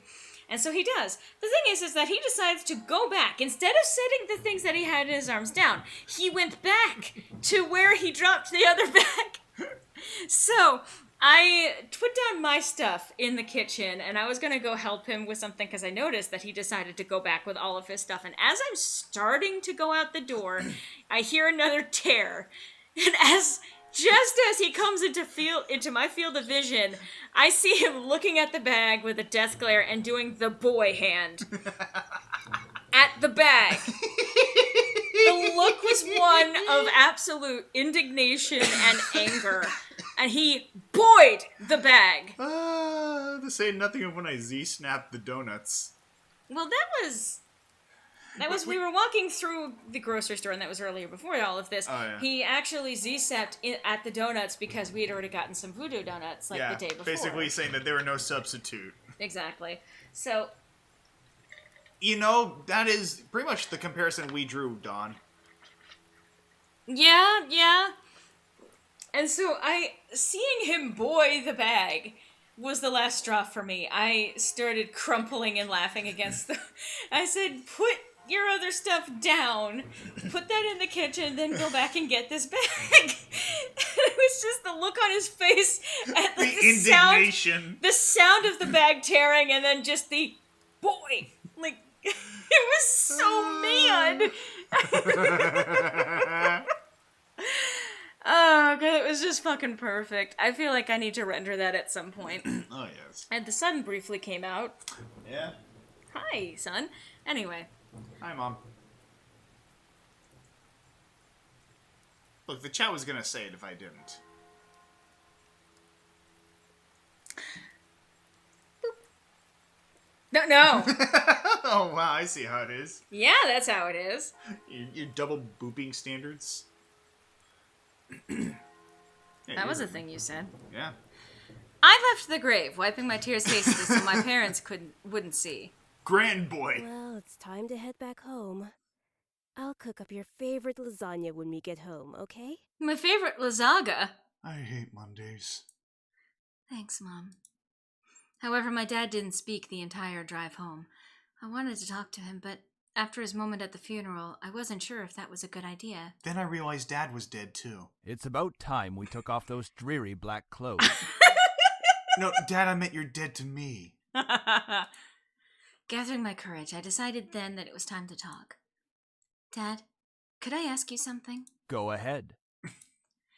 Why do you want me to move into the estate so soon? I thought I made that rather clear. The college near your grandfather's house is well known for its business program. You are planning to major in business, yes? Also, I right haven't after had you sex in graduate 18 from high years. school, you'll just live there and can easily commute to and from school. It's a perfect fit for you. But it's so sudden. You just decided so quickly right after the funeral. Don't be so sensitive. If you're like that in the real world, you'll be crushed. Oh, hi, Naomi. Jesus fucking Christ. Naomi from Crazy Ex-Girlfriend? Yeah. Yeah. I want you to survive. I'm just saying that maybe we could talk a bit more about my future. In reply, my father rubbed his temples and sighed quietly. After you graduate from college, you'll work at Anderson Family Toys. I have connections since I am part of the board of directors, so you will be guaranteed a spot. That is what we talked about before, yes? I love how his voice cracked and I'm part of the board of directors. Again, I know we're being mean, but it's us. Well, the way that you'll work at Anderson Family Toys. I have connections since I am part of the board of directors, so you will be guaranteed a spot. This is what we talked about before, yes? It's fucking... What's his face? Carcat's parallel? Cankry. Cankry. Oh, Cankry. Kind of. But what if... Stop mumbling. I was enunciating pretty clearly. But what if I don't want to work there? Don't be silly. It's the family company. Our company. I'm not just going to hand it over to some incompetent vice chairman. Yeah, there definitely seems to be an empty slot in this family. He came closer to me and his face softened. Look, this is all for the best, okay? You may not know it right now, but you will appreciate it later. For some reason, when I heard him say that, something snapped in me. I wasn't exactly sure what it was, but it made me feel so angry. Do you even care that grandfather passed away? Of course I do. Well, everything seems fine and dandy to you. Things couldn't be better. Excuse me? I don't like your tone, young lady. Yeah, I could have done that delivery better. It's like nothing even happened at all. Like you just ignored the fact that he's no longer here. Do not raise your voice at me. Hey, you actually got that right. I raised my voice at you. What did he ever do to you to deserve this? My father. Whoa! Fucking hell. That is certainly a trick entry. Okay. So from Crackfox Jr., 100 euro, or your fucking pounds. I can remember that this time. I can read foreign currency. Money! 270 characters this time. Screw the predatory practices of the game industry. Ghost stories are scary, and so is the Chinese government. Lore is cool. I'm thirsty. No shops are open. Doot. Happy Spooktober! Free Hong Kong. Again. Absolutely. That is some hot takes, and I hope that stays up on the stream. In fact, what I am going to briefly even do, so people can see the absolute beauty of what Crackfox Jr. has shared with us. Slam dunk indeed. Abso-fucking-lutely. Also, fuck Activision Blizzard. Yeah. Just fuck it all. Fuck the modern games industry. Anyway, my father, his face hardened, crossed his arms, and erupted in angry laughter. Ha! You sure place him upon a pedestal, like he's some kind of venerated god or something. It makes me sick. Yeah, that's how dads talk to their daughters, right? I mean... Hi, Mom, I'm on Laura's video, says Crackfox. Yes. Is that it? Are you happy seeing grandfather dead? While everyone was grieving, were you holding yourself back from laughing in everyone's faces? Did you feel just a bit happier seeing him lie in the graveyard? Yeah, I kind of saw that coming. A flash of rage crossed his face and he whipped the back of his hand across my cheek. Do not do this. Just in general, don't slap people just because you're mad, I say as a massive hypocrite given like one of the inciting incidents of a story of mine. But he deserves it. You don't know anything! Running your mouth like somehow you know everything that went on, when you're just a little girl that doesn't know how to keep her mouth shut! At least I know how to use a pop filter. You did not know my father! You did not know what he was capable of. Well, you're capable of slapping me, so... Is everything all right? What happened? How convenient, Mom. My face is turning bright red, and Dad looks like he's going to pass a kidney stone in a second. Well, when doesn't he? I just joined. I don't know what this game is. I don't know what's happening. This is Seduce Me, the Otome. It is a free game that you can get on Steam. You know, Nate, he probably did. Huh. Anyway. Moving right along. Nothing. I'm not hungry. I think I'll just go upstairs. Honey, wait! It's Lazaga! I quickly turned and ran up the stairs to my room, slamming the door behind me. My breath came in short pants, and for a while I just leaned against the door to my bedroom, eventually sliding down to sit against it. Maybe your breath needs shorts. How did things become like this? I ask myself that every day. My cheek still throbbed, and I tentatively stood up and looked at the mirror to see how it looked. Hopefully it doesn't bruise. What am I saying? I'm glad that you're new here. Welcome, I guess, to this. I am new here. Jesus help. Oh no. Yeah, that's an appropriate reaction.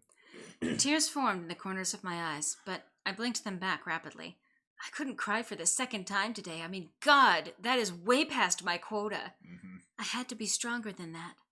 Are you all right? Your father told me nothing happened, but you know your father. Do you? Or, well, you know your father. Yeah, I know him really well. I know that he slaps his daughter. Yeah, I'm intimately familiar with the ring on his finger now. I'm fine. I just lost my appetite when he beat me over the fucking head with his ring.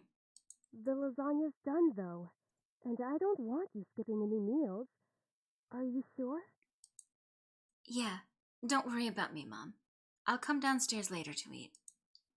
You're not telling me the whole story. I just don't want to eat right now. And instead, we're getting told the whole story because this intro, this isn't the meat of the game, by the way, guys. Please, dear. Tell me what's going on. Grandpa died! I wish you would tell me why you're being like this. Grandpa died! Also, your husband's a fucking asshole. I wanted to tell her. A part of me was screaming to tell her what Dad had done. At the same time, I knew she couldn't fix anything. Besides, I was moving out regardless. I don't think that's possible, because there's also abusive parents elsewhere in this game. There's a reason why there's a trigger warning on it. I remained silent, letting the event remain in the past. Well, I'll leave your food on the table if you want to eat it later. I actually, I thought that was I'll leave your blood on the table. Well, I think Dad already took care of that. Yeah. That's a little bloodletting between parent and children. Also, yes, absolutely, Nate. Speak out against about abuse, yes, absolutely. Finally, my mom left me alone. It was strange to think that she was only a few inches away from me, only separated by a single wooden door. I really didn't know what to do. I needed to do something, anything, to get my mind off of what just happened. I'll slap my dad. Anything would be better than thinking any more about the pain still radiating from my cheek. I was going to move into my grandfather's house tomorrow. I should probably pack my stuff so I would be prepared for tomorrow. Because tomorrow, yeah, that was a good idea. Because unlike Grandpa, tomorrow never dies. Have a good night, everybody. It was good having you joining us.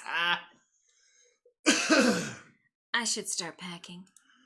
I opened the closet, rummaging around for a while before I found 2 large bags. Pulling them out onto the floor of my room, I then began to empty my drawers and cabinets so that I could bring all of my things with me. I didn't have much to bring, other than just clothes and some toiletries. It was kind of bizarre that I didn't have many personal belongings, especially given that I was an heiress to a vast fortune and also lived in a family that was clearly very business-oriented. Mm-hmm. Back to the jokes, I engage in sword fights with my parents on the regular. Bloodshed is the key to our relationship. I mean, you joke, but... I mean... It wasn't like my luggage was completely devoid of them, but I certainly didn't have many things in my room that I would miss if I just suddenly left the house. Nate, are you all right? I shook my head to rid myself of those thoughts. If it were going to be my new home, if it was going to be my new home, it would have to feel like it. One way or another, I was going to make it a home. Just as I was packing my things, my cell phone became an anime. You know, you can tell that... like, that's such... The thing is, I want to say that's not a real song because of how off-key the singers are going, but to be fair, there is also a lot of not so great semi-whiny rock from that era, so... God. I'm about to head out. I'm gonna get food. Alright, well, enjoy food. Take care, my dude. I slid my phone out of my pocket and answered it while slowly easing myself onto my bed. Who could possibly... So this is what I mean by purple prose, by the way. You know what could have easily said this? My phone began ringing. After checking it for a moment, I slid the phone out of my pocket and answered it.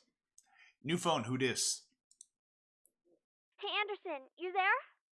Is everything alright? We were worried about you, so we decided to call. Collectively. Are you a boy or a girl? Grandpa?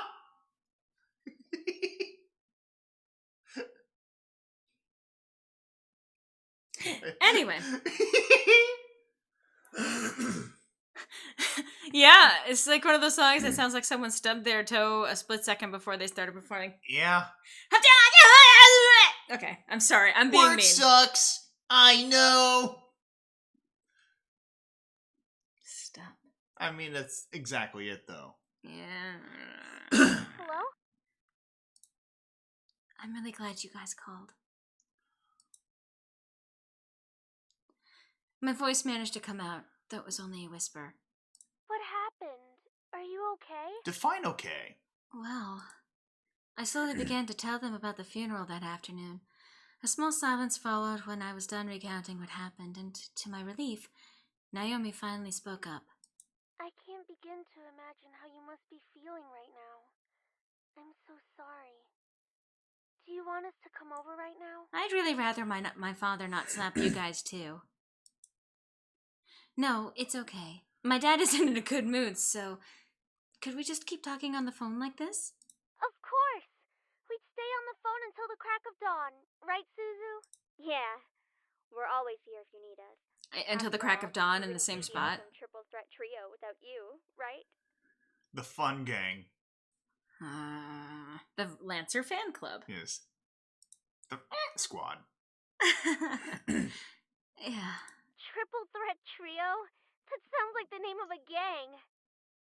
Yeah, I mean, we're all taking on the world together. We've got to sound somewhat scary, or else no one's going to take us seriously. Is this... What's with you and naming things? Is this like a dating sim origin story for the Triad? I mean... You've got to step up your game, Naomi. Falling behind the cool kids like Anderson and me. Tisk tisk. Hey!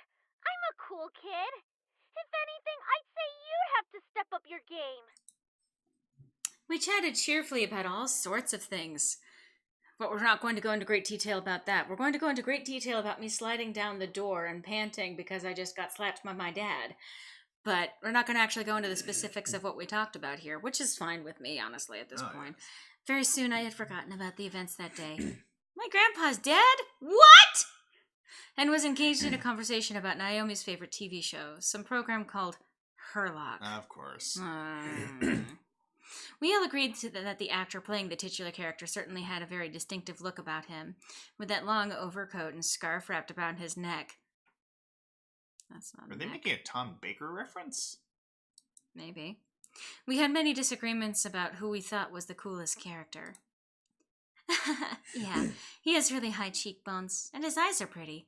Though, I do have to say I prefer Jadson. And as a bonus, his actor is just so sassy. I mean, he calls Chinese girls dogs. Chinese women dogs. Which isn't racist at all. This came out quite a while ago. I looked at the clock hanging on the wall and realized how late it was. Guys, I need to change the battery on my clock. Whoa, it's already 1 a.m.? Sorry for keeping you guys up so late, even though you already promised that you would stay up until the crack of dawn. I think I'm going to hit the hay for tonight. See you guys at school tomorrow. I should probably shower and go to bed.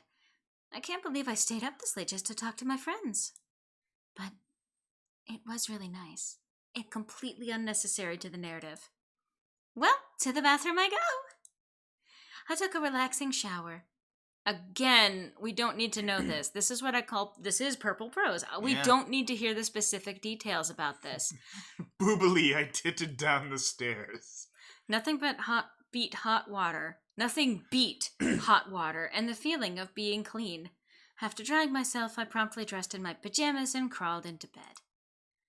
A nice hot shower after a long day. So this is redundant.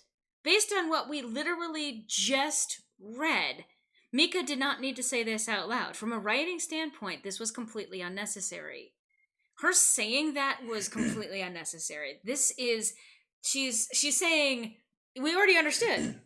After a nice hot shower, which we already got from the description before this, I'm so glad to finally be in bed. Well, the fact that you crawled into it indicates that you're happy to be in bed, especially because we can also figure out that it's probably a very long day for you, especially because it's now 1 a.m. Yeah.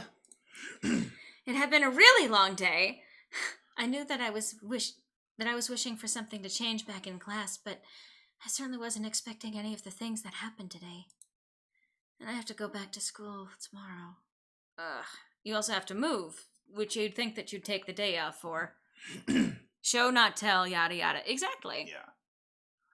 What? Hold on, did someone try to out-donate me? Skeeto! Well. Oh no. Oh no. It's not terrible, but I could really use a couple more edits past the writer. Yep. Yeah, I agree. I curled up on my side and tightly wrapped the blankets around me. I really wasn't in the mood to be returning. You don't say. But my dad would probably make me go for the sake of it. It's time to go to... You don't say! Thanks, Morgana. Like, again, this is not necessary. We literally just had, 5 paragraphs saying exactly the same fucking thing. Yeah. It does not... Everything needs to be made explicit. I reached out to the lamp on my nightstand to turn off the lights. What's the exchange rate, though? Well, I don't know. I don't know that offhand. I know that the pound is worth significantly more than the dollar, but at the same time, Skeeto has donated $5 at a time before. You know, I mean, yeah, I'm pretty sure a lot of us have been, and there we go. And there it is. Hi, Skeeto. And he pays! Oh my god, does he pay? He pays every single day that I'm streaming. Skeeto. And we say, pay, pay. We don't actually say that, by the way. Oh, no. I mean, I am moved beyond words, actually, that people want to send me money, and today is no exception. I really appreciate that. Also, Skeeto, I hope that you are enjoying Hawaii. Yeah. I know that you were unhappy with where you were staying prior to that, and just your relief at being able to go back to Hawaii. So I'm glad to hear that, especially because you've had apparently a very, very long journey. So I hope that you get the chance to chill out and relax. The narration reminds me of the Peppa Pig narrator. Oh, God. And then being in bed, she fell to sleep. But then there was also sleeping that needed to be had. I should be sleeping right now, said Mika. But I don't want to die, Peppa. I'm a shill Patreon. Check out Laura's Patreon. I mean, I will say that I was stuck there for 44 days. Jesus, yeah. I will say, I mean, again, I could always shill my Patreon, and I do need to be shilling it more, but I plan to do more of that once I actually launch the new channel that will be coming out once I'm back home, sometime early November. I have a Patreon. It is pretty much always linked in the description for all of the videos that go up on my channel. At the moment, I mean, actually, I've actually had a couple of people who've had to either drop or lower their pledges. So, I mean, anyone who actually wants to do that, even just $1 a month helps me out a lot. Like, this is like the example that everyone gives, and I know not everyone has the ability to pay money even just $1 a month. Yeah. But like, I have presently on the Magic Lorelei / M Lorelei, which is what I'm trying to transition that to, my gaming channel here, I have 10,000 subscribers. If half of them did $1 a month, if 1/5 of them did $1 a month, I would actually be completely set for what I want to be doing next with my life. Yeah. So, let's see. That is too many days, I agree. But these streams where you people are willing to offer money to my face, they also help quite a bit, and I really, really appreciate that. So thank you. Thank you so much, legitimately. I've been...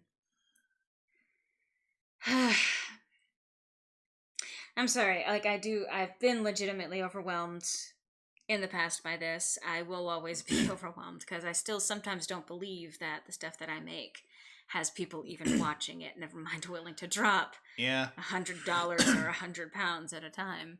This is my first stream, but I think it's my home now. Aww. Oh God, okay, you can't see it, but I have my hands to my face. We're happy to have you, Leslie. Oh, Dawn!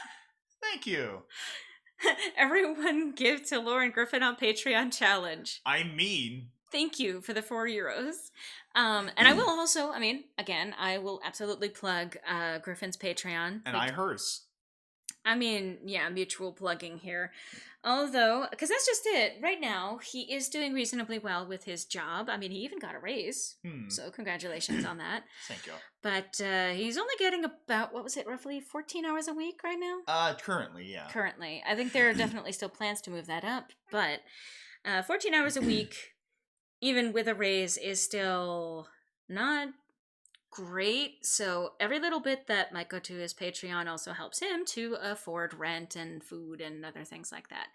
No, honestly, you don't need to, you don't need to, again, you don't need to donate. I want to emphasize this, despite the joking of you need to pay or whatever.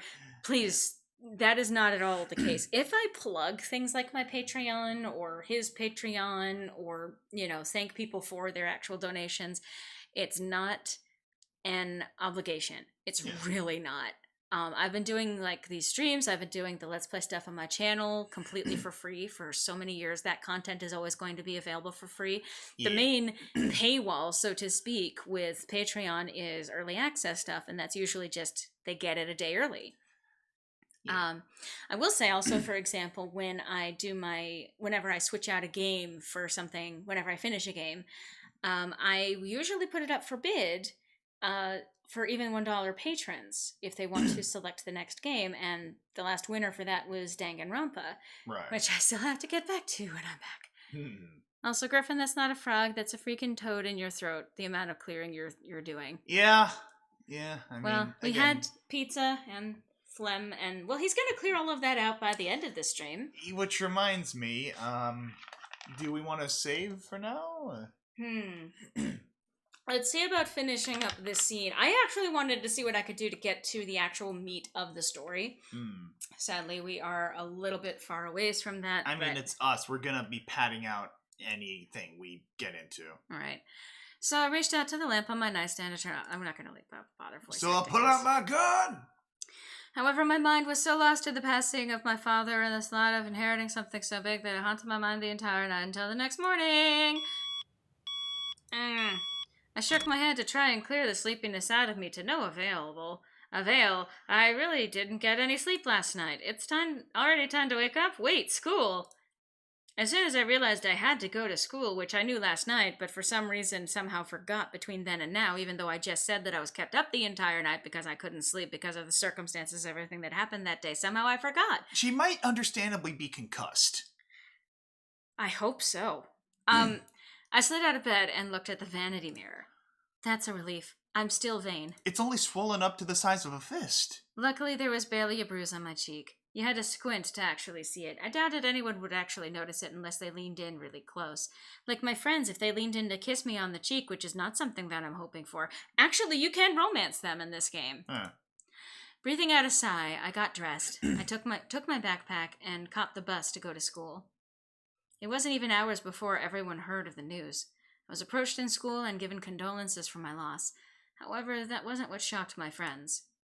Wait, so you have the whole Anderson house to yourself? Lucky as hell, man!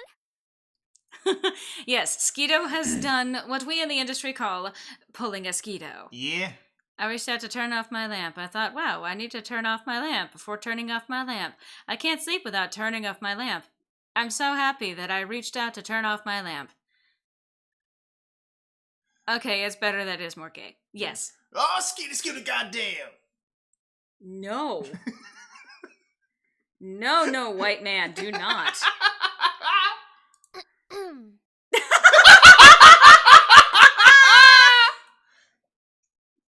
You. Oh, God.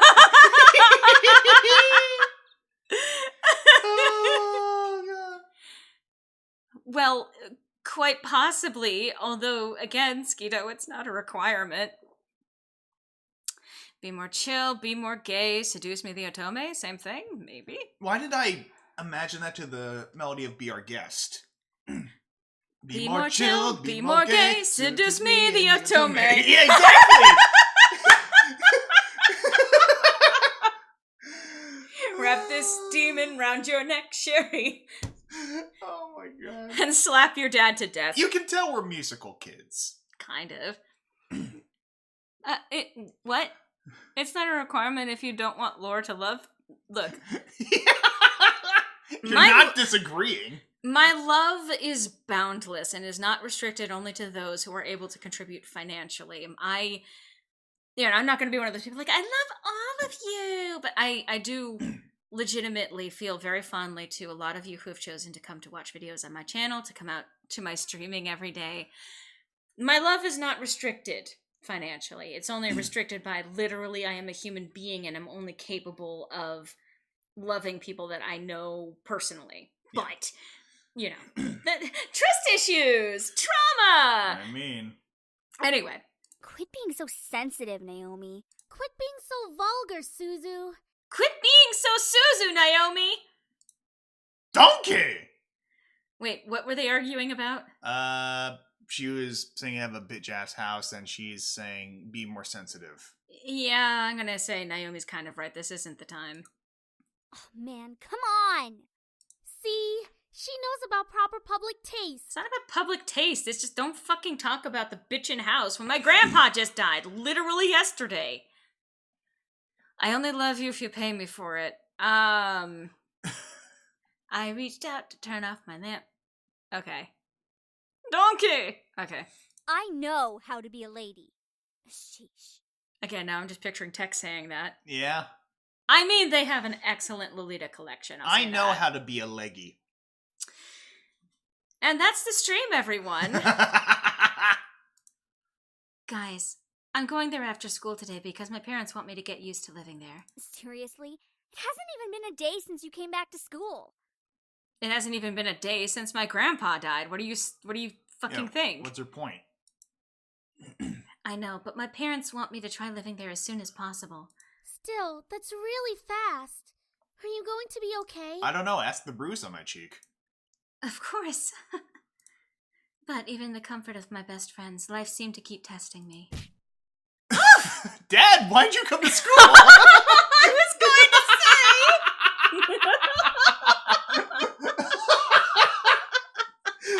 Oh, God.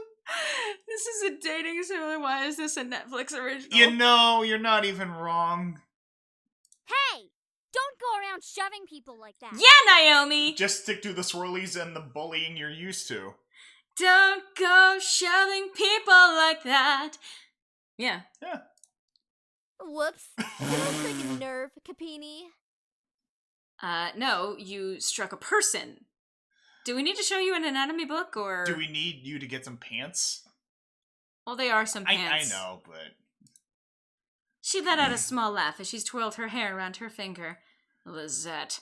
One of the last people I wanted to see today. It's not me you should be apologizing to. Oh, Anderson. Hey, how's it going? Well, my dad died. Or, no, my grandpa died. I wish my dad died. No. I came here to be patronized by hot anime men, not Heathers too. You know what? You know what? I'm alright. Haven't you already heard, Lizette? Of what? Her grandfather's passing. Passing a stone? What? You beat me to it. Well, I'm sorry about that. I don't really watch a lot of news. What a surprise. How much do I have to donate for Lore to stream Jackbox? It depends on the internet connection. It does depend on internet connection, computer ability to handle it. The thing is that Jackbox doesn't like being streamed because that requires two screen share things to be happening simultaneously. There's got to be the screen share that actually broadcasts it, and then there has to be the screen share to share it with other people so that they can actually see the actual host of the game. So that's really hard to do. I might set up playing Jackbox, like say, for example, in my Patreon server, which I've been keep promising that I want to do and do like a game night thing. Will Smith poses.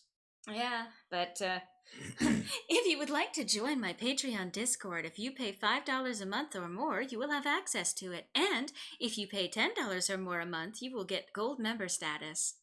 Yes. Anyway. It doesn't really sound like you mean it. Probably not. I do mean it. Earnestly. Why wouldn't I? Typical Capini. Isn't her family involved with the mafia or something? I wouldn't be surprised if she brought out a bat from behind her back right this moment. Why is her mouth open if it's supposed to be someone else talking? It's a rude girl. She's just belching, I guess. She should belch over that. I had nearly forgotten the crowd that followed Lisette, which was mostly comprised of people that no one wanted to see on a typical school day. No one, except that these were also the most popular kids in school, Mika. Stop contradicting yourself. No one had the slightest idea why exactly they followed Lisette around persistently, but they labeled themselves as social equals with her. That is out of line! Suzu comes from an honest family. Says the one whose family profits from political scandals. And again, her mouth is open. Yeah. Like as if she's talking. Yeah, your dad doesn't make anything unless he's in the court with dirty politicians. Mom? Sure. Did you just pull a Curly Howard? Why is the mafia here, I thought. Hello, Miss Bimbo Blonde Stereotype. Yeah, that's unfortunate. Yeah.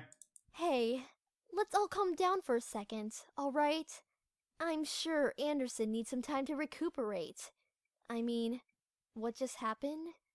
We need to give her some respect. Just stop. Stop acting like that already. Like you feel sorry for me. What are you talking about? I'm sure you're happy seeing me like this. You already have everything you've wanted, and now seeing me like this, which I just said, life couldn't get any better. Bitterness seeped into me, and words started flying out of my mouth without filter. Crawling in my crawl.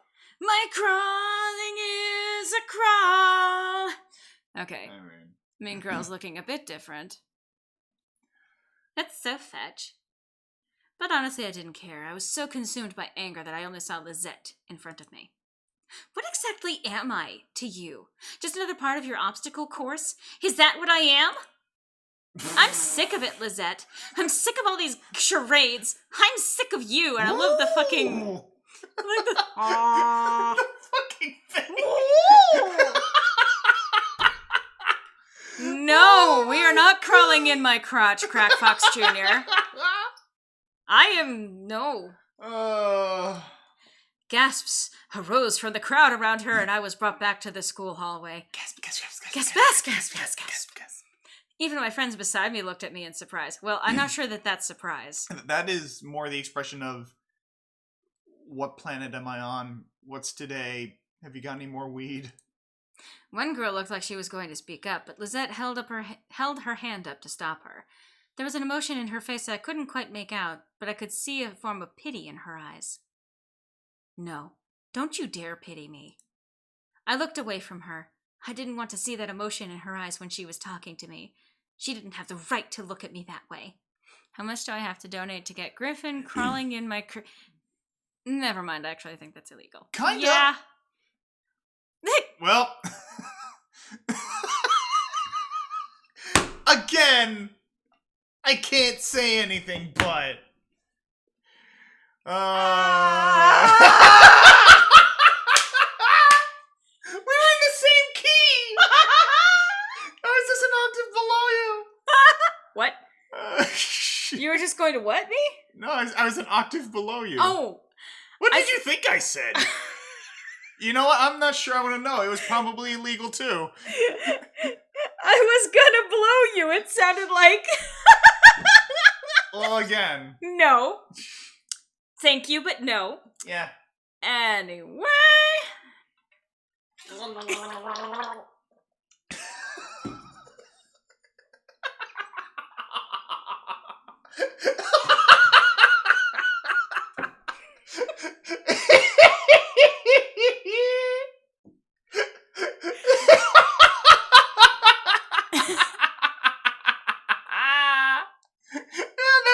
Good question, Dawn. Just went Woody Woodpecker.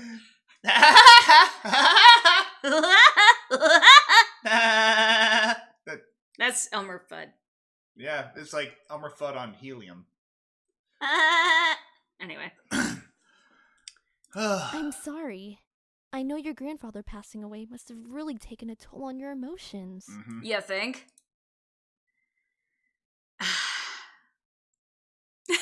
I'm glad you can make it here too. Yeah.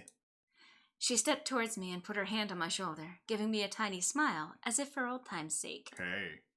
But for some reason, I didn't feel comforted at all. It's almost like she's a bitch or something. Not that I was just angry at her, but the expression on her face when she leaned in close to me contorted into something complex. Something was different about her. I couldn't quite place my finger on it, but something about her had definitely changed. Well, I'll be going for now. Track meet responsibilities and all of that stuff. See you later. I think Lizette is also another romance option in this game. Of course. And then they made out. So, yeah, Lizette is a bitch. She realized she was queer. Clicked on this after watching a perfectly cut Screams video, and this is my second best mistake. My first being when I accidentally subscribed. Praise Jesus, hallelujah. I mean. Something about Lizette made me feel uncomfortable. I wasn't just angry, but also uneasy. What was it? I had never seen her like that before. But I decided to pay no more further attention to it. She continued running down the hallway with her gaggle of friends behind her. I refocused my attention on Mrs. Phillips, who was walking down the hall towards me. Is everything all right, girls? I think I should ask the same of you. Nothing we couldn't handle, Mrs. P. Just a bunch of snobs. Nothing we can handle, just a bunch of snobs!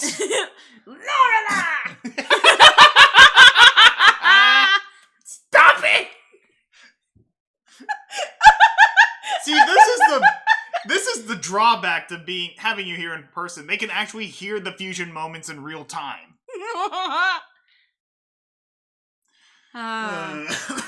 Would you just? No! No! Just a bunch of snobs. Suzu, hush. It was nothing, Mrs. Phillips. I see. Well, Miss Anderson, please accept my condolences for your loss. No. Thank you, Miss Phillips. Mrs. Phillips. Your grandfather was a good man. He really upheld the philanthropy of his company's policies, and the money that went towards charity, too. That would be the philanthropy, yes. Yeah, was that a complete sentence? No? Oh my god, Becca, how could you say that? So my building had a power surge, and I lost my internet for a good couple minutes. Oh, I'm no. sorry, Skeeto. Well, good thing your message is still on the top of the board there. Yeah. I know. He was amazing. I really looked up to him, and I want to be as good as he was. Well, I know that you'll be as great as your grandfather. Dead? Hell yeah, she will. She'll be 10 times better than her grandfather. 10 times more dead? A much better Pokemon professor. Would I? Would I really be better than my grandfather? Everyone seemed to have high expectations for me. I wanted to do my best and make my family proud, but to be better than my grandfather? I wasn't sure about that. From outside the school window, I saw a familiar blue car pull up to the curb. Undoubtedly, it was my father in the driver's seat. Didn't you just get to school? Yeah. Also, oh my god, they have the same face. Yeah. Oh, my ride's here. Well, I guess I'll see you both tomorrow. That was the most unconvincing read I have ever done. Oh, this is the most unconvincing Want script us to we've come ever with you? read. Oh, no, it's okay. I'll be fine. Thank you. See you. Thank you. Thank you. Bye. Hey, Dad. Hey, honey. Don't you honey me, bitch. As I got into the car, I noticed my father looked troubled, clutching at his steering wheel and staring straight ahead as if something was really bothering him. About what happened yesterday. I'm sorry for yelling at you. Does your cheek still hurt? Notice that he doesn't apologize for slapping her. Yeah, exactly. The eyes in general seem a bit off. No, it's nothing to worry about. I mean it.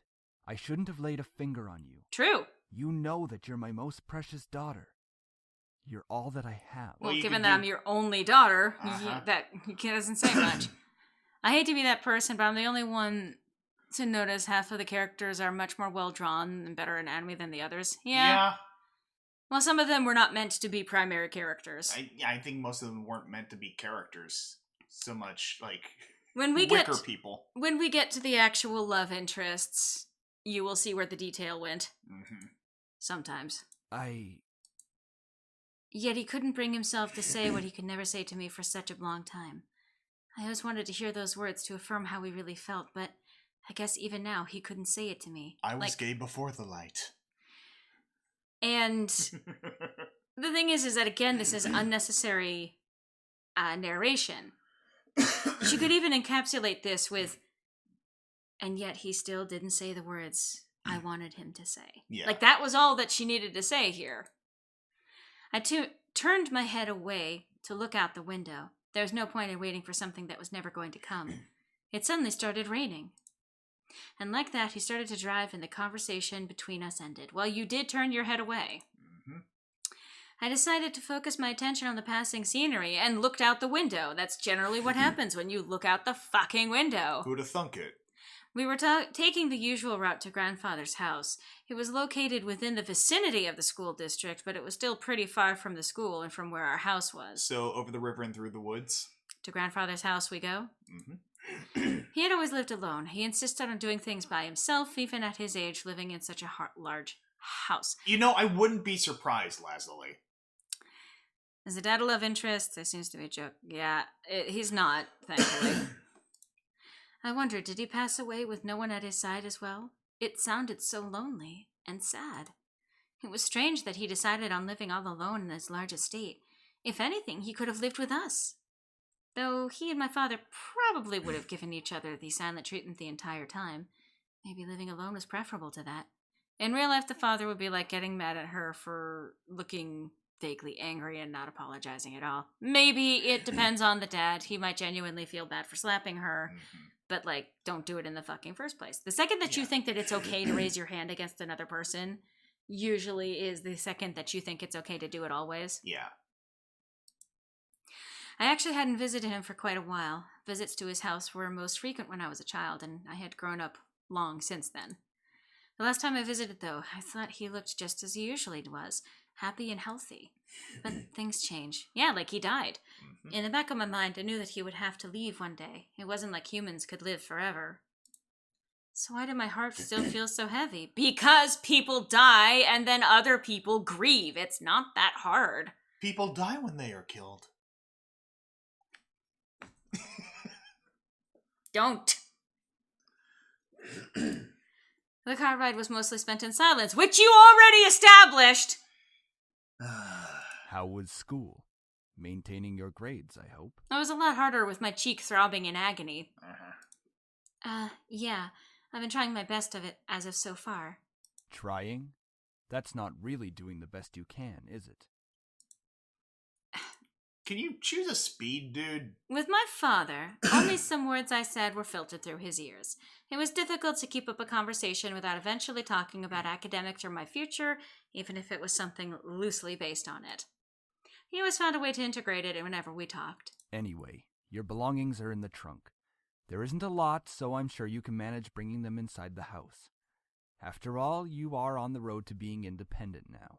No, I'm in the road to grandfather's house. Yes, I can manage on my own.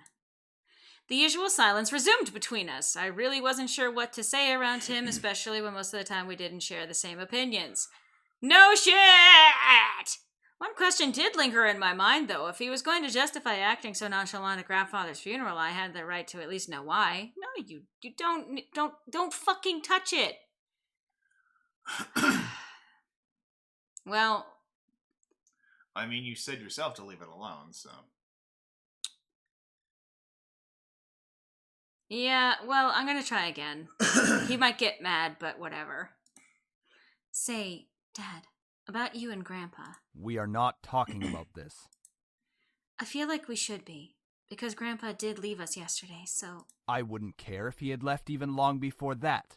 I do not want to hear it, and that is the end of this conversation. As always, he managed to shut down any other form of conversation related to him. It was just like what happened last night.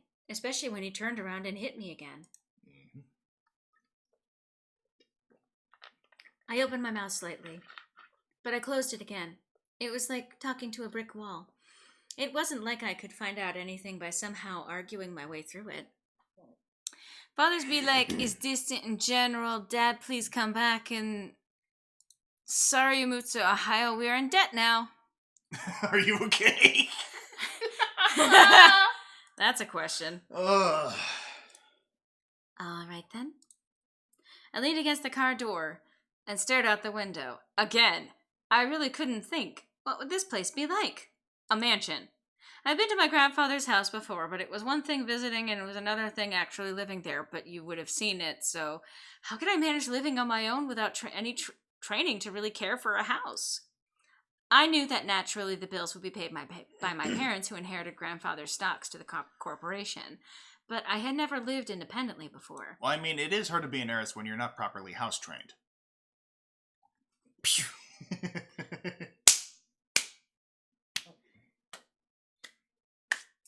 Okay.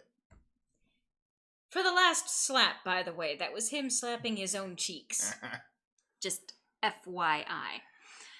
Thinking about it made me feel like some kind of bird being pushed out of the nest, though I was technically an adult. I felt unprepared and... Okay, fine. Most people my age would be ecstatic. Okay, again, this is completely irrelevant information. I really hoped I wouldn't let my parents down, gazed up at the passing grandfather, and of course no answer. What was I doing? I ducked my head to stare at the blur of trees and cars. Again, either I found myself being driven off... Yes, that was the established thing! This dialogue is more padded than Yuri's bra. Wow. The car rolled to a stop and I drifted out of my thoughts. Here we are. Go on in. Fuck you. All right. Tell Mom I love her. All right. I love you, Dad. No, make sure to come by and visit us often. No, I'm going to miss you lots. Nothing other than a blank stare. What were you expecting, Mika? I paused a bit before reaching for the car handle, waiting for any form of a goodbye, but he didn't speak again. Sighed, grabbed my stuff. Took them out, one bag on each shoulder, and closed the trunk. He then drove off, leaving me alone in front of the mansion. I watched the blue car bah. There it is, it's huge. What a mansion. My grandfather gave me this. It's hard to believe. The house was framed by a set of tall gates, and I hesitantly pushed them aside to take in the entire estate. The house still looks like it was when I last visited him. At a glance, it seemed kind of intimidating, with its size. Though if I came closer, it was clear that there was a bit more to it than that. The brick walls were framed by shrubbery. Get thee a shrubbery! Yes. Anyway. And, wow, I just tasted the pizza again. Oh, lordy Lou. And lovely flowers, giving it a homey and... Wow, I don't know what sentence I was going to say there. And welcoming look. I think you're look. calling the house your homie.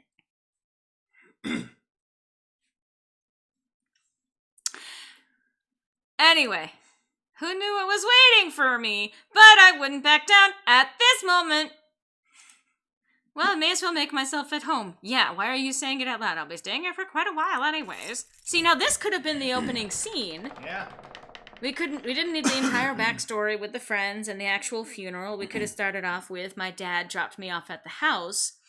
Maybe with a brief flashback to him slapping her the night before. But you see how quickly I remedied that entire thing. Mm-hmm. This is actually the inciting incident of the plot. And all of that other detail could have been told in a very short amount of time and actually narrowed down to literally just that. My father dropped me off. We'd had some strange relationships, especially since my father passed away the day before. Yeah.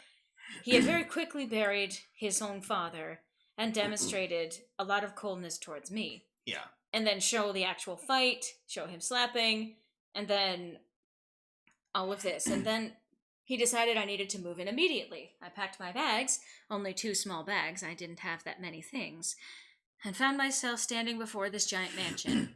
Gee, how long did that take me to say? Less than 2.5 hours? Yeah, maybe a bit. That's when I saw them. Penises. Lying on the floor was a group of men. They were all unconscious, but there was no explanation as to why they were there in the first place. Oh good, it became a murder mystery. I dropped my bags as I let the door close on its own behind me. Huh? Who the heck are these guys? Who the heck are these guys? Why are they here? What's going on? 2 hours of tragic backstory. Pack your bags and move away. Hashtag. Some of them had open wounds. The blood was staining the floor, and the scent was intermingling with the air. Or, the blood was staining the floor, and the scent filled the air. I mean, again, I'll just sum it up more. Blood stinks! Who do you choose as your lover? Wrong choice, or Daddy was murderer? I couldn't help but feel bad for them instinctively. Are you sure? Yes. Are you sure about that? But nevertheless, I was shocked and a bit angry at the sudden intrusion. My mind suddenly went from caring and concerned to confused and demanding answers. Who are you guys? No response. I'll call the police! They're dead. Still nothing. None of them seemed to be awake to answer or respond to me. It seemed surreal to have random strangers in the house I just moved into, but I wanted answers quickly. That was until... Ah! Get away from me! Woman, you're going to let me kiss you. I think that's a good place to end. This is Caggy. Calm down, Lieutenant Surge. I couldn't believe it myself, but within a mere blink of an eye, one of the men went from lying on the floor to being right in front of my face. What was even more odd was the fact that I felt serene and calm about it. Slowly a desire burned from my chest, telling me to accept his kiss, even when my mind vehemently refused. Dad, is that you? I mean, she's got daddy issues, so... Dad. Dad. That's no way to explain. There's no way. You killed me. Uh-huh. Go ahead. Uh-huh. Good. As he kissed me, I could feel my body go weak. I didn't know why, but that kiss was draining me of my energy, and yet it was so good and made my heart sing. I mean, it was a strange and tingling feeling that danced over every nerve on my body. I could feel streams of intangible energy run up my body into his lips. Oh no, Lazuli. My mom asked why I'm laughing. What do I show her? Guys, help. Porn. Jesus, hallelujah? Porn. It's a lot easier to explain. Yeah, it's a vampire romance game. It felt odd, but at the same time, it felt amazing. Sam, stop it. The person kissing me, Sam was his name, glanced behind him. Yeah, that'd be a good question, Don. I said stop. Now. Fine. Nice job, Kaggy. Finally, he pulled back, and I was left standing there in a daze. Oh my god. I just realized Kaggy over there is like the gender swap of the green best friend. Suzu? Yeah. Suzu and Sam. Yeah. Anyway. Huh? I couldn't tell what was going on. My mind was completely enwrapped by the kiss and my thoughts that I melted into the depths of my forgotten memories. Uh-huh. There are dead people on your floor. You know, you could just say I'm wet. It'd save a lot of time. Well, it has been raining.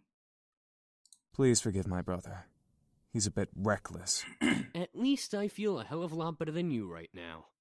He's got the standard anime protagonist voice. Yeah. Actually, it reminds me a bit of Justin. A little bit, yeah. Shout out to Skeleton 08, by the way. Watch his stuff. He's a fantastic voice actor. Absolutely fantastic voice actor, and even just in the few occasions that I've worked with him, very professional and such a sweetheart. Abso-fucking-lutely. Goddamn sweetheart. Because you used your abilities on her. Sam, you're such a reckless brute. Taking advantage of a beautiful young woman like her. And this was the guy that was doing the opening narration. Who also needs a pop filter. Shut that pretty boy mouth of yours before I rip it off your pretty boy face. Did he say pretty boy? Pretty boy. Sheesh, you guys. Can we not fight right now? Not all of us are in the best state. And again, we need I guess you are right, Matthew. We always need the fucking childish personality analog character. Well, each one of these is an archetype. Yeah. They're boiled down to stereotypes. Bookish, asshole, sexy, childish, and we're going to get the last one. I agree. Momentarily. There he is. The flirt. sensitive soul. Yeah. However, as the men got up and started to chat freely, my thoughts began to reassemble, and I remembered my confusion and anger once again, only now multiplied tenfold. I don't know about you, but this is a corpse party.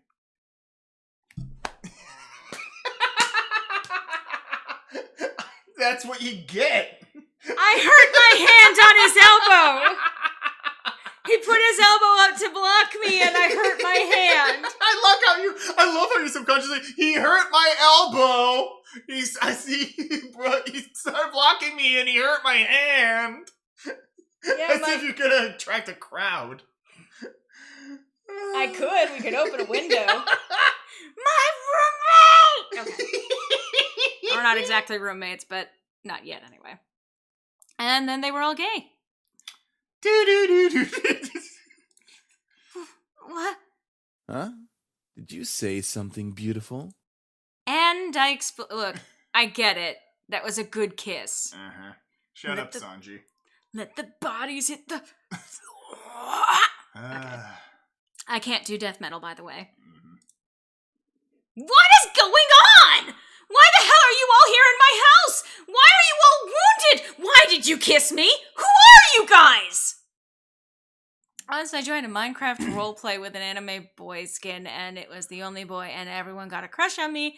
But then I was gay and dated my grass block. Thanks for reading, guys. Okay, thank you, Lazuli.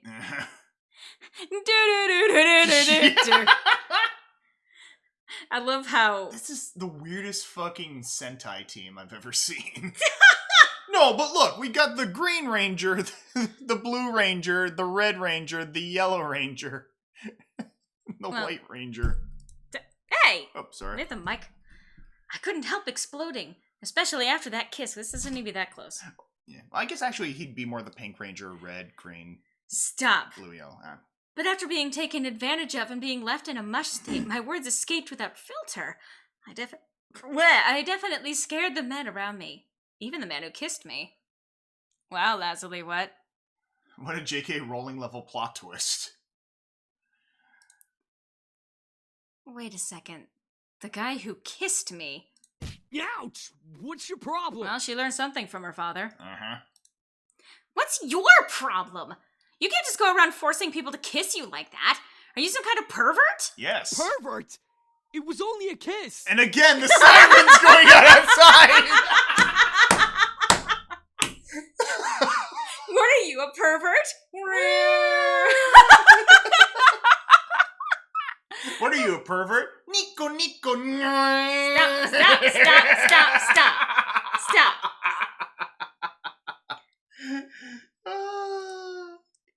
It might mean nothing to you, but it means a lot to me. What? Was it your first kiss?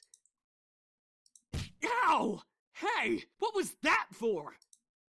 I know first kisses aren't exactly amazing and full of sparkles and something out of a fairy tale, but I at least expected it to be more than just something forced.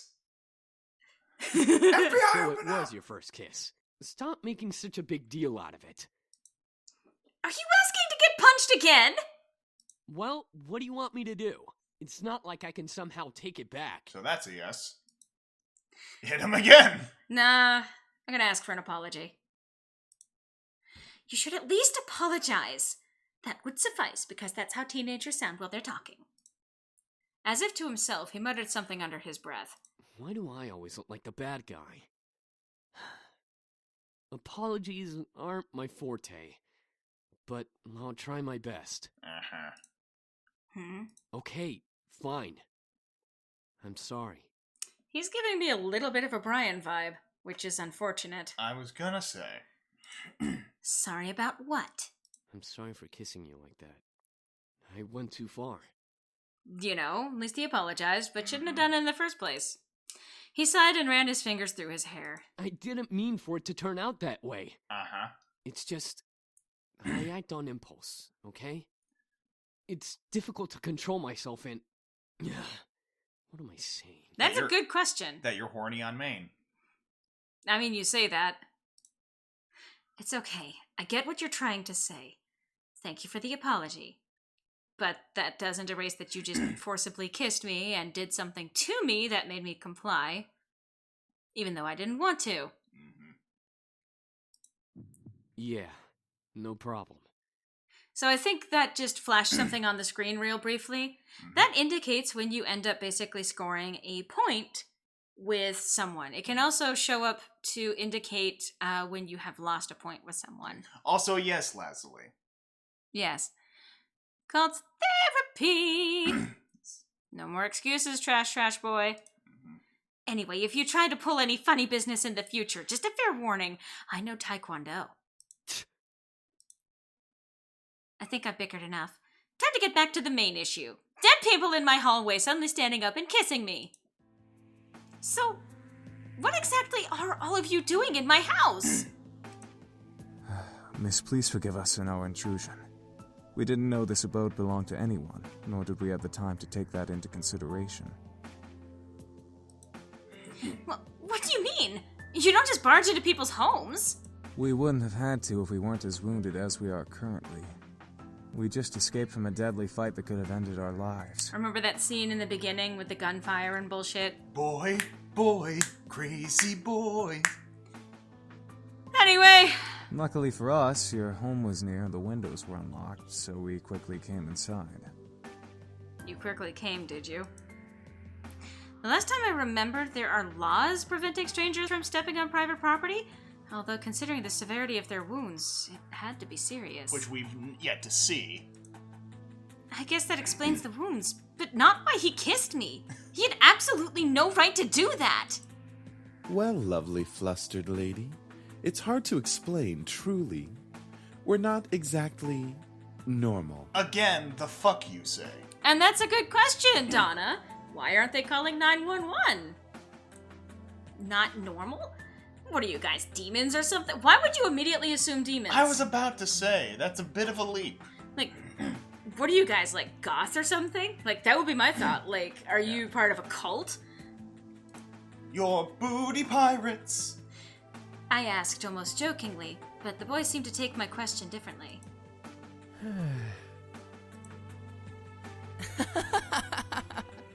Well, yeah, actually, something like that. Oh my god, I just realized he reminds me of Juno. You know.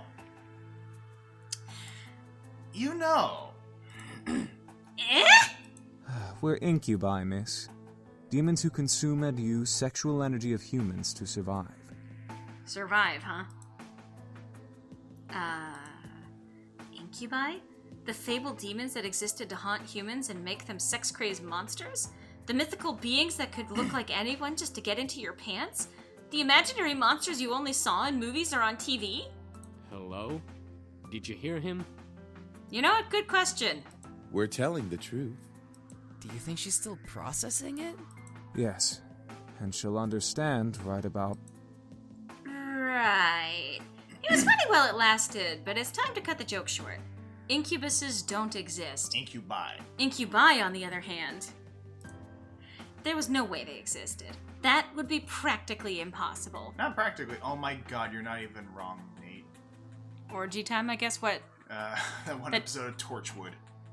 Oh, I have no idea. Torchwood is a spin-off series of Doctor Who. Right. Anyway. Ahem. Incubi is the correct plural form. And yes, we do exist. Prove it. They're standing right in front of you. Well. We do exist. Prove you exist. As soon as the words left my mouth, I instantly regretted them. Very well. Eric, go ahead. Zip. Very well.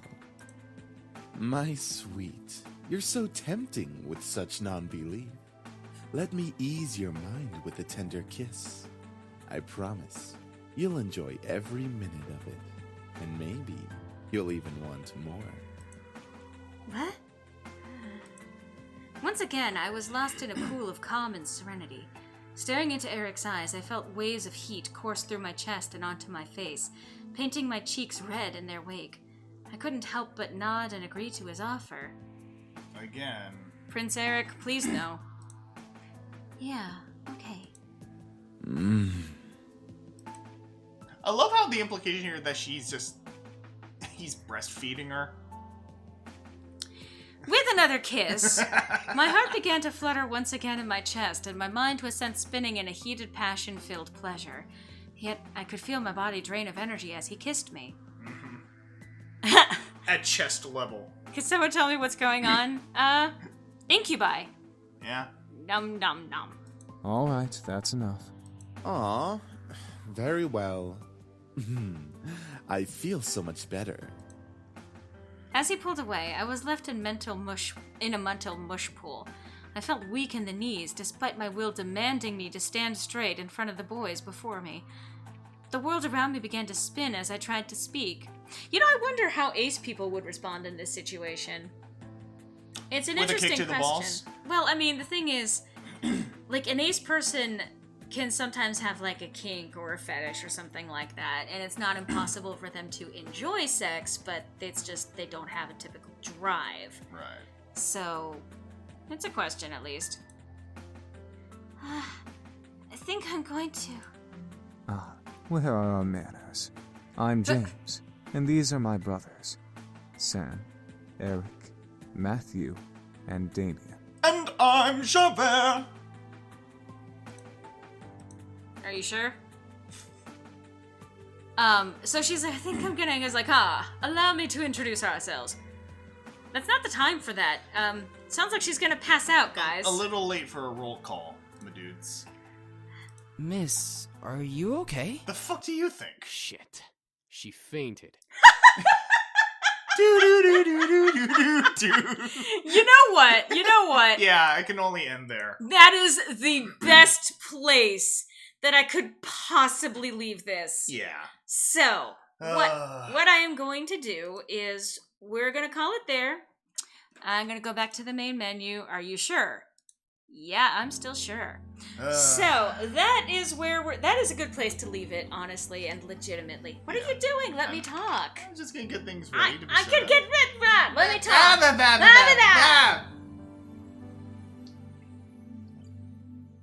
Anyway, So what we're going to do now is what we promised at the start of the stream, and what I even advertised on my Discord and all of that fun stuff. You're getting that all ready and set up and ready to go.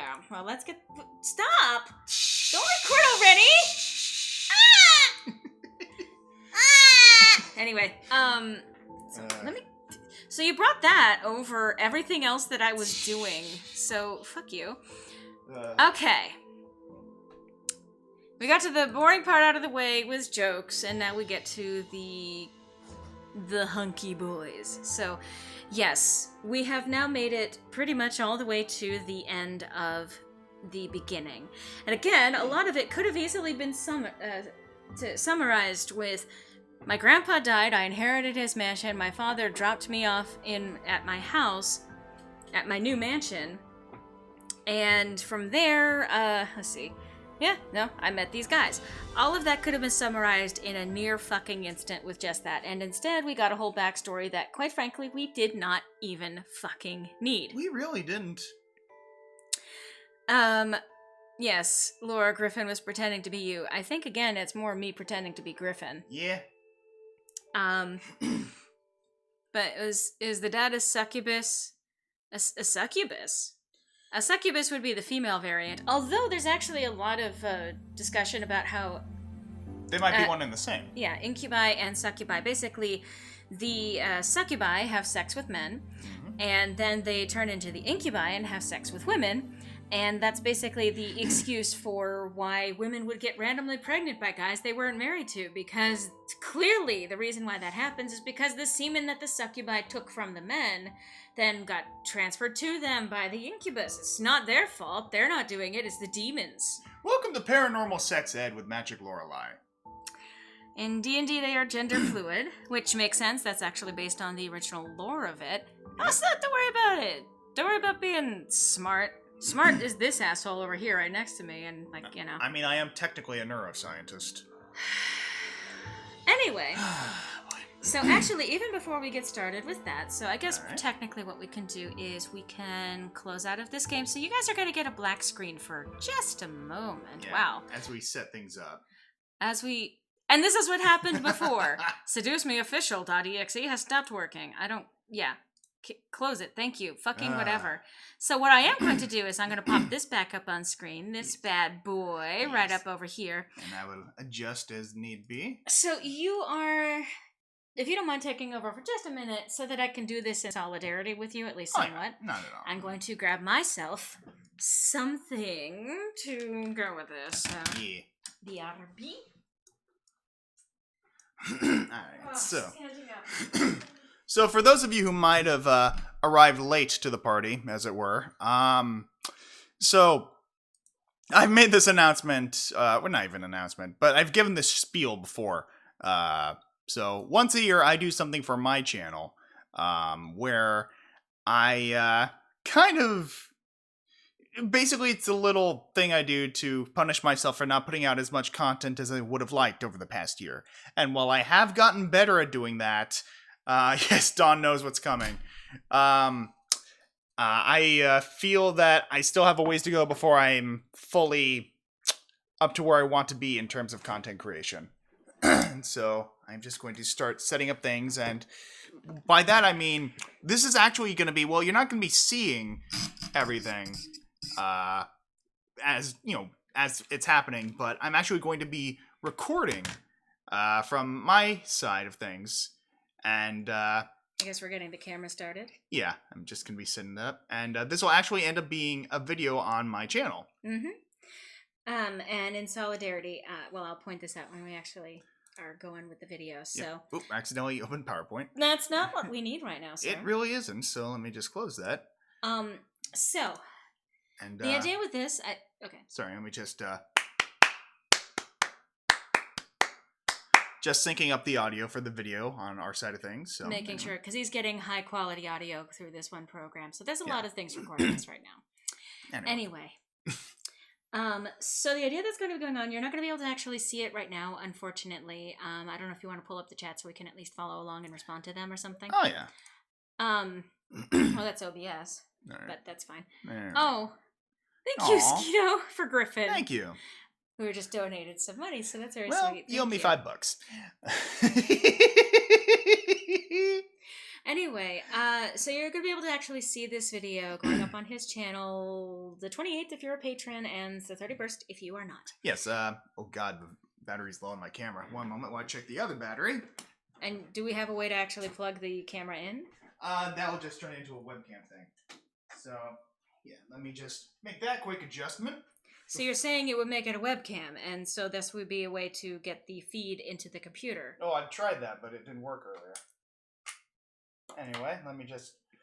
We're professionals of the highest caliber. Oh yes, he's been filming videos for many years. Yeah?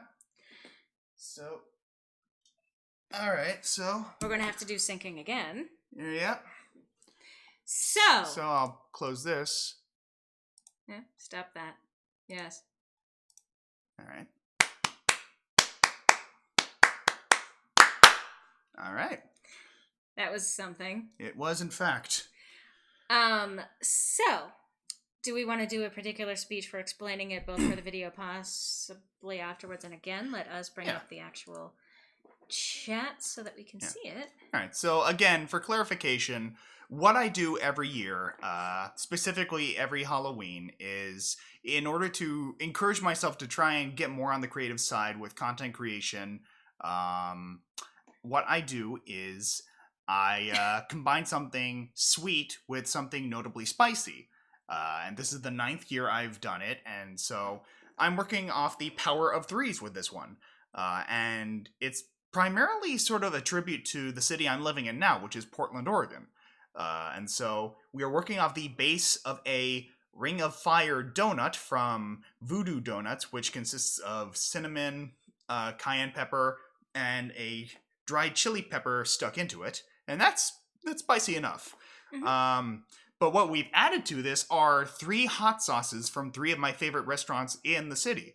We have the Champ sauce from Potato Champion. Also an excellent place, by the way. We have the Aardvark sauce from Sizzle Pie Pizza, which is the pizza we had earlier. Mm-hmm. And we also have hot sauce from the Muchas Gracias local drive-in Mexican restaurant. Mm-hmm.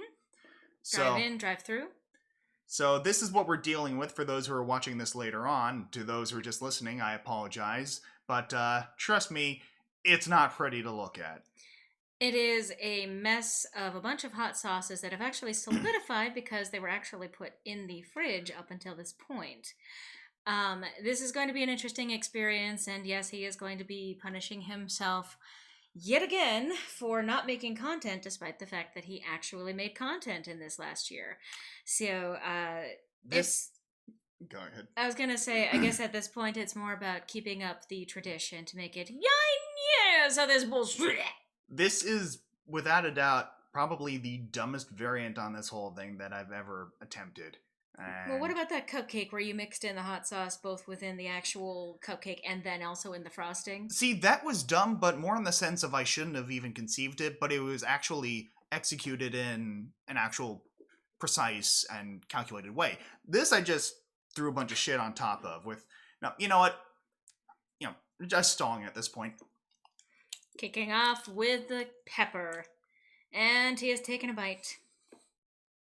And I am also going to be joining him in solidarity, because I also got another donut from that place, and this is the PB&J, whatever it was specifically called, I forget, but it has raspberry filling, and it is covered in peanut butter and peanuts, which I am technically allergic to, so I'm running on the riskier side myself. Are you okay? How does this work? You like it? How does this fucking work? Like, no, I'm serious. I can get a knife. You want some of this? Am I just dead at this point? When did I die?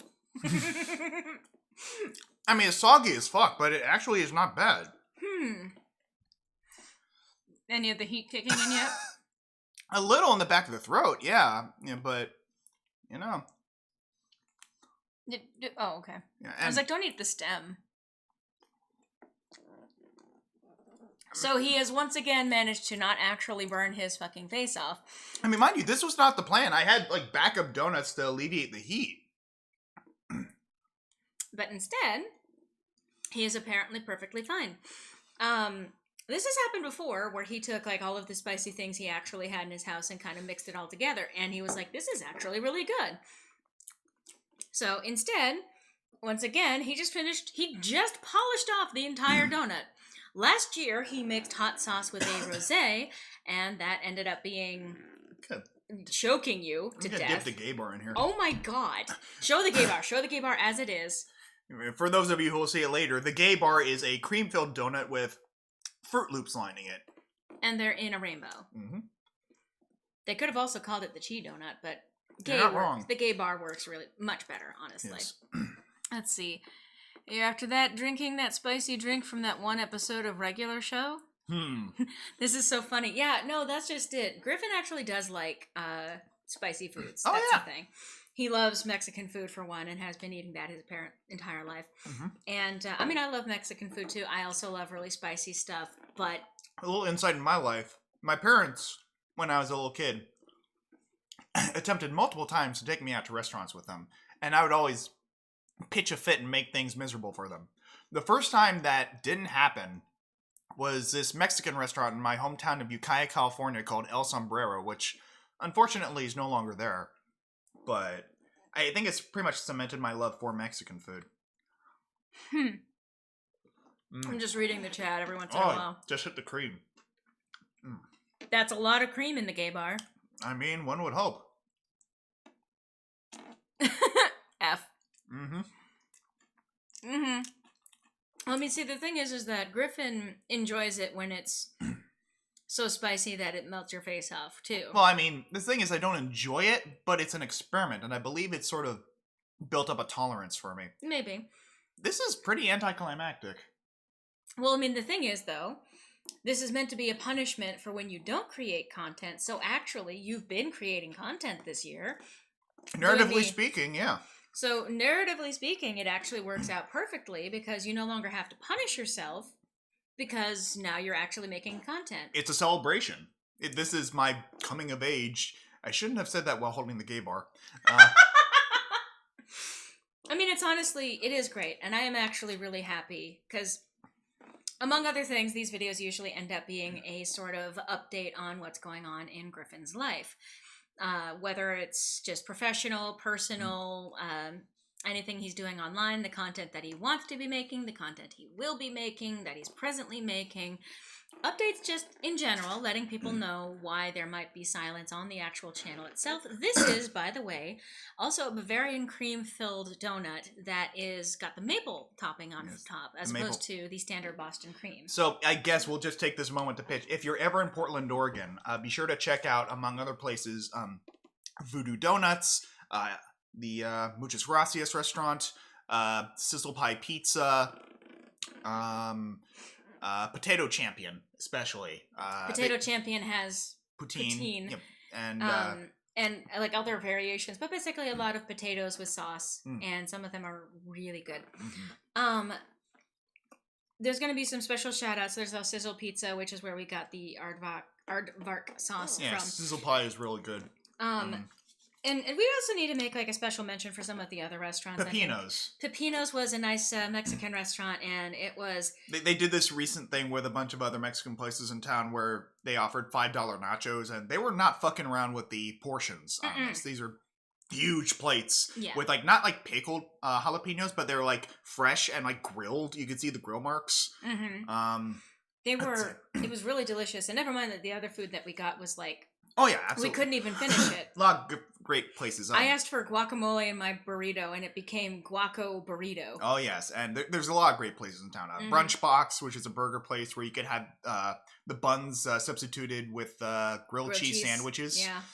There is Blue Star Donuts, which I've yet to try, but I need to check out.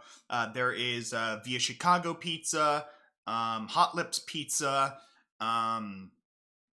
a lot of great places, and I still have yet to check them all out. But it's a foodie town. We are definitely planning on seeing what we can do to hit up some more places before I have to leave. Sad as I am that's going to have to happen. So, do you want to talk about some of the stuff that's going on with your channel and with your life? I suppose. Well, The plan is... I was going to say one of the big major differences that I can see is literally location of recording. Yes. So I guess the main thing is I'm living in Portland now. That much is clear. I am still planning on making IMUO a continuous thing, as well as some other projects that have yet to be defined in terms of like whether or not they'll be a consistent thing. I have some projects in the work on other channels. I continue to help Lorelai out with stuff on her channel. Anyone who recently saw the update I helped Gail Rice out with will indicate that Seeds 2 is still in production. It's just going to be taking a little bit longer than originally anticipated. It was originally slated for sometime this year. However, shit happens.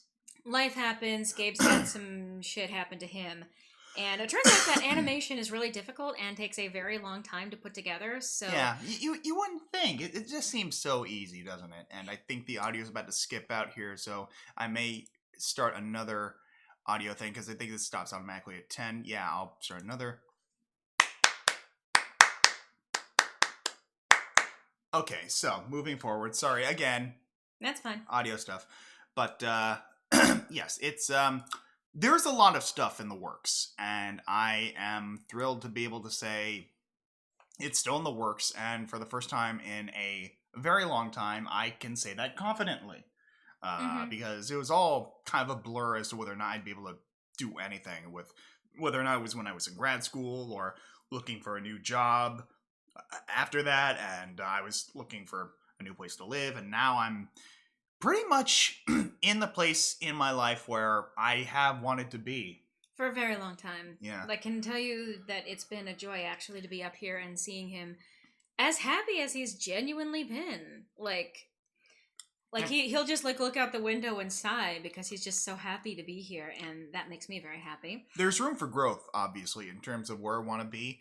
I still want to try and get some things done. I want to improve my living situation to where I'm more financially secure, which you can help with, by the way, if you subscribe to my Patreon, patreon.com/cyberneticpinkeye, all one word. You can donate as little as $1 a month.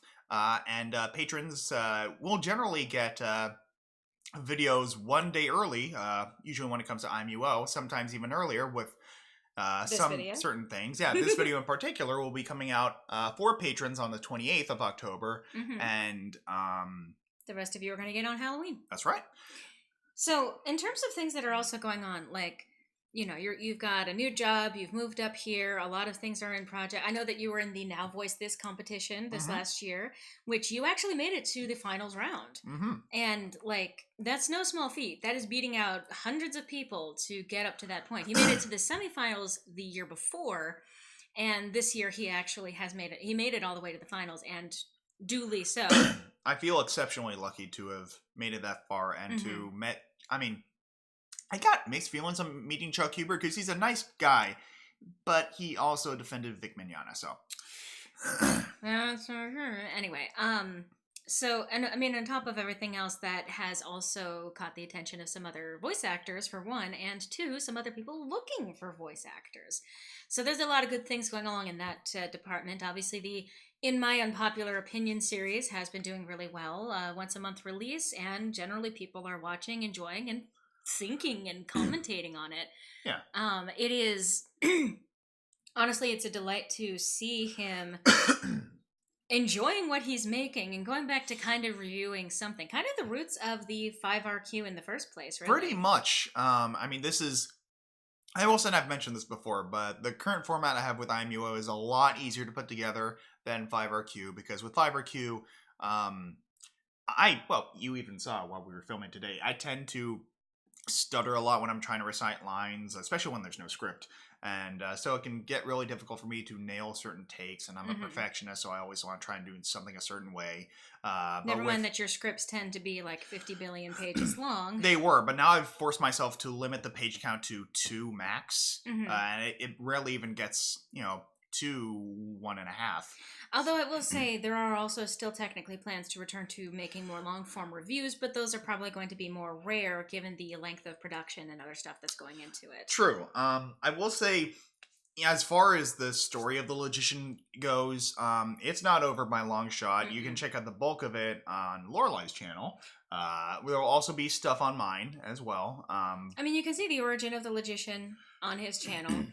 The Logician has semi-immigrated over to my channel, and, well, it will be the new channel that the content goes up on. But anyway, this is regardless. Yeah. You can see some of it on my channel, and hopefully, eventually, not too long after this video comes out, I will be actually launching my channel. Yeah. I'm also just happy to be in a place where I can collaborate more confidently. And like, I mean, we won't give details, but we have, friends both in and out of the area who we would like to do more stuff with. There are plans, and I mean, this is a nice little announcement of this, but there are plans for me to eventually move up here.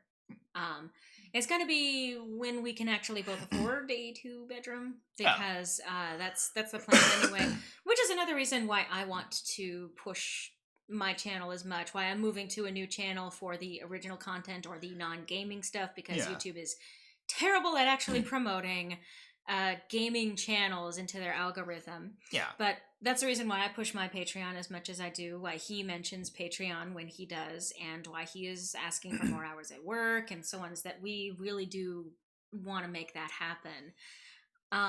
So that's one of the reasons why I push for my goals. Like, when it comes, I would love to be making, ideally it would be about $1,000 a month or so on Patreon, which obviously I am a significantly under that right now. But that would be to be able to afford things like rent and then like utilities and just groceries and stuff like that. But so that's why, both of us are really excited about that possibility. Being up here has been something of a test run of that. So that's exciting. Oh, yeah. That's why I'm also here in the videos, because I happened to time this to be here both for his birthday as well as him recording all of this and getting things kind of settled in here. Yeah, I am 30 years old as of yesterday, and it's I won't say it's a weird feeling. It's a weird feeling to be genuinely satisfied with where I am. I want to try and improve things more, but as things stand, I can easily say I'm good in a lot of ways. I'm fine. I'm doing well. He's actually kind of happy, which is a weird thing. Yeah, I mean, it shouldn't be a weird thing, but people don't think adulthood be how it is, but it do. Also, Lazuli Productions here says, this stream is my introduction to you guys, but I already love you too.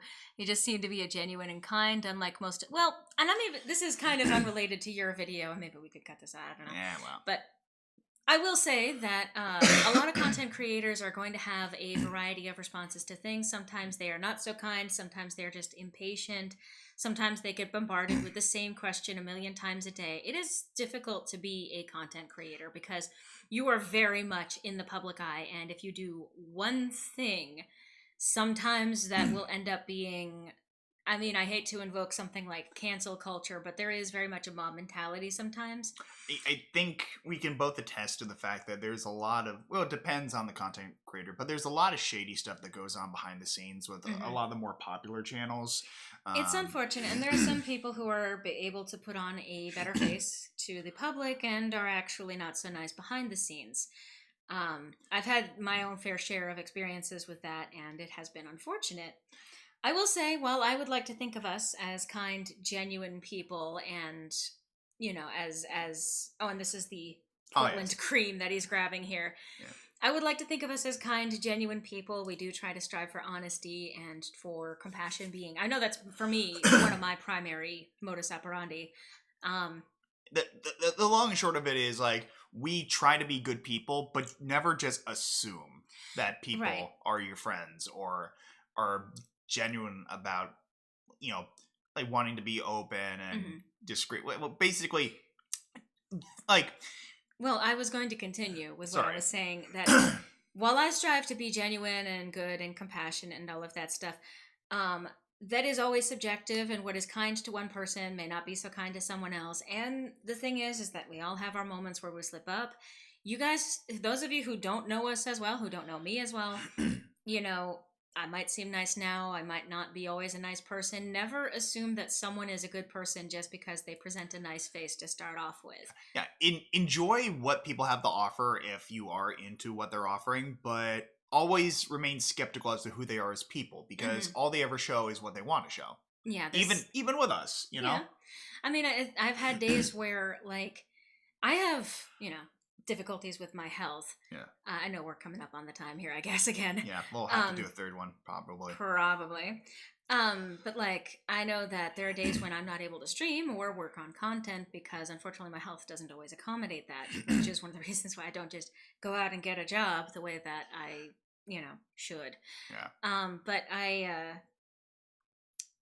that's just it. Like, I try to make sure that I put forward my best self so that I can be energetic and entertaining and, everything. And because otherwise, if I do it on a day when I'm having a bad day, I'll be like, yeah, I'm here. Okay, so what's going on? So never assume that just because you see someone being nice, that they are nice. I would like to think that we are, but again, subjective, and you can't know that unless you actually know us as people. Yeah. We're about to hit the 10-minute mark on this again. So I'll just let that time out, and then I'll start another one. We'll do another sync test. Alright, and then... Okay. This must be really annoying for you guys. We apologize, but... I'm sure. Pull up the chat again. Alright, you're a bitch. Anyway, so all of this is a long way of saying that Griffin is in a much better spot than where he was even just last year. He's making more content on the regular. He is very happy with the quality of it. I am very happy to see him so happy and very happy to collaborate with him, both on his channel, not as much, but also on my channel. He is a huge help. When he's not doing stuff for his own channel, he is often doing like the audio editing especially. And we do a lot of brainstorming for like the Ballad of Lorelei, considering that contains both of our personas. We do a lot of collaborative script writing as well, which is fun as hell. A lot of fun. And we call it script writing, but let's call it what it is. It's role-playing. I mean, when it gets down to it. But this is... I mean, I think that's pretty decent for your actual video, the one that's going to be going up on your channel. So I think, even though this obviously is just a minute into this next recording, we might be able to call that here and just finish up streaming for the night, I think. Yeah, I think. So, I know, and I do apologize for having taken the reins away from your stream here. But as always, I very much appreciate, Lorelei, you not only supporting me, but helping me to realize a lot of my creative endeavors and encourage me to just grow the fuck up, honestly. Wow. I mean, yeah, maybe poor phrasing, but I mean, you've helped me stay motivated with a lot of this, and it's made a world of difference, I feel. And so have a lot of you who have been supporting me as a result of her supporting me. As a result of you doing things that they want to support. Let's be clear about that. They wouldn't do that if you weren't doing things that they wanted to support. True, but you helped direct the flow of traffic. Maybe, and I'll be happy to do it every time. Aw, gone. So, this is so cute. Yay, friendship. Depending on who you ask, it might not be friendship. I know. I'm coming to Archive of Our Own. Oh my god. Okay, that's it. Thank you, everyone. Did you have any other final thoughts that you wanted to add to this video? Portland good, donuts good, spice good, friend good. So, I think that's it. I think so. So let's kill that and kill that. All right. No. Okay, I love you, Papa.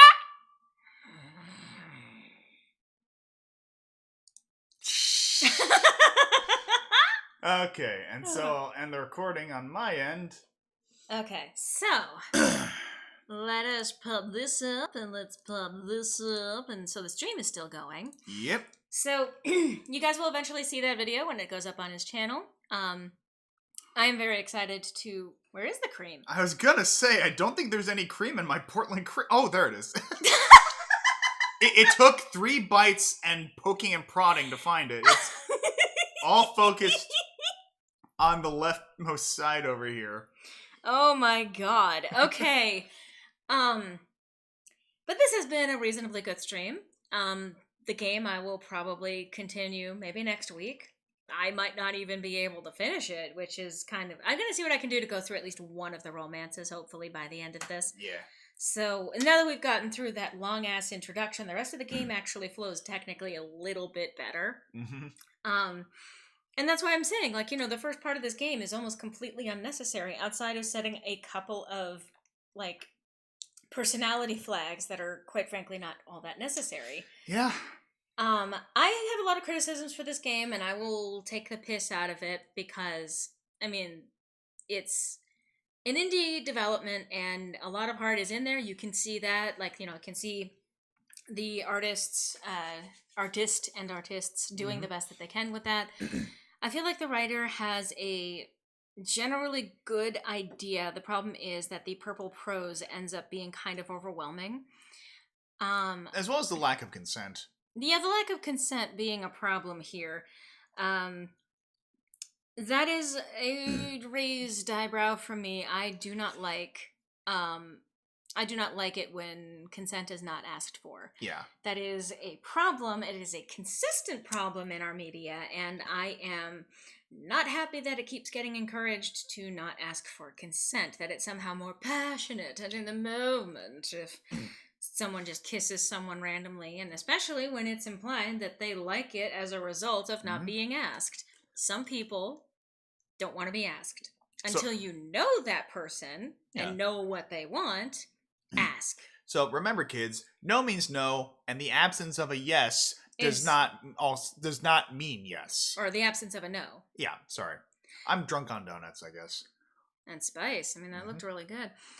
Back, I didn't stream Skyrim long. Okay. I'm glad that you guys enjoyed watching today. Yeah. I'm having a lot of fun being out here. I'm really happy to be able to do all of this in person. I gotta tell you, it is so nice to be able to actually put my arm around him and hug him close. Don't kiss them at all. You know, I mean, not until you actually get permission, at the very least. Yeah. I don't mind if people kiss, like, within minutes of meeting each other, as long as, again, consent is asked for. It's like, you know, I would really like to kiss you. Is that all right? And, yeah, okay then, have at. I mean, you know, that is just fine. I'm glad that it was fun. I'm glad you guys had a good time with this. Obviously, the stream itself will be going up on my channel sometime next week. Hopefully, I will be better about actually releasing it to my channel on time. And the video will be edited down and put together and put up over on Griffin's channel, Cybernetic Pink Eye, which I might add as a link to this description of this video. That's always a possibility. But generally speaking, you can find him in the related channels on my channel and all of that stuff. Or just search Cybernetic Pink Eye. It's legitimately a distinct enough name that you can find it that way. Yeah. Please support him on Patreon. It would be good if he's able to supplement his current income with some of the stuff that he can get off of Patreon. I will plug mine again. Again, I appreciate the donations that are coming through on the streams. That actually, I am overwhelmed by the fact that people continue to send money my way. I am Don't amazed. tempt Skeeto. Well, I think he's gone for now. Do I stream at specific times? Yes, actually. I pretty consistently, unless something happens with my health, I tend to stream at 5 p.m. Central on Saturdays. Yes. That tends to be my general start time. Sometimes it'll be a little bit later, depending on how my health is, or sometimes I have to miss a day because, again, health issues may stack up on me and I may not have the energy to do so. I also normally, when I am back at home, stream on Sundays at 3 in the morning, which is 1 in the morning here, which is why I am not streaming at 1 in the morning here, because Griffin is a good boy who sleeps at the right time.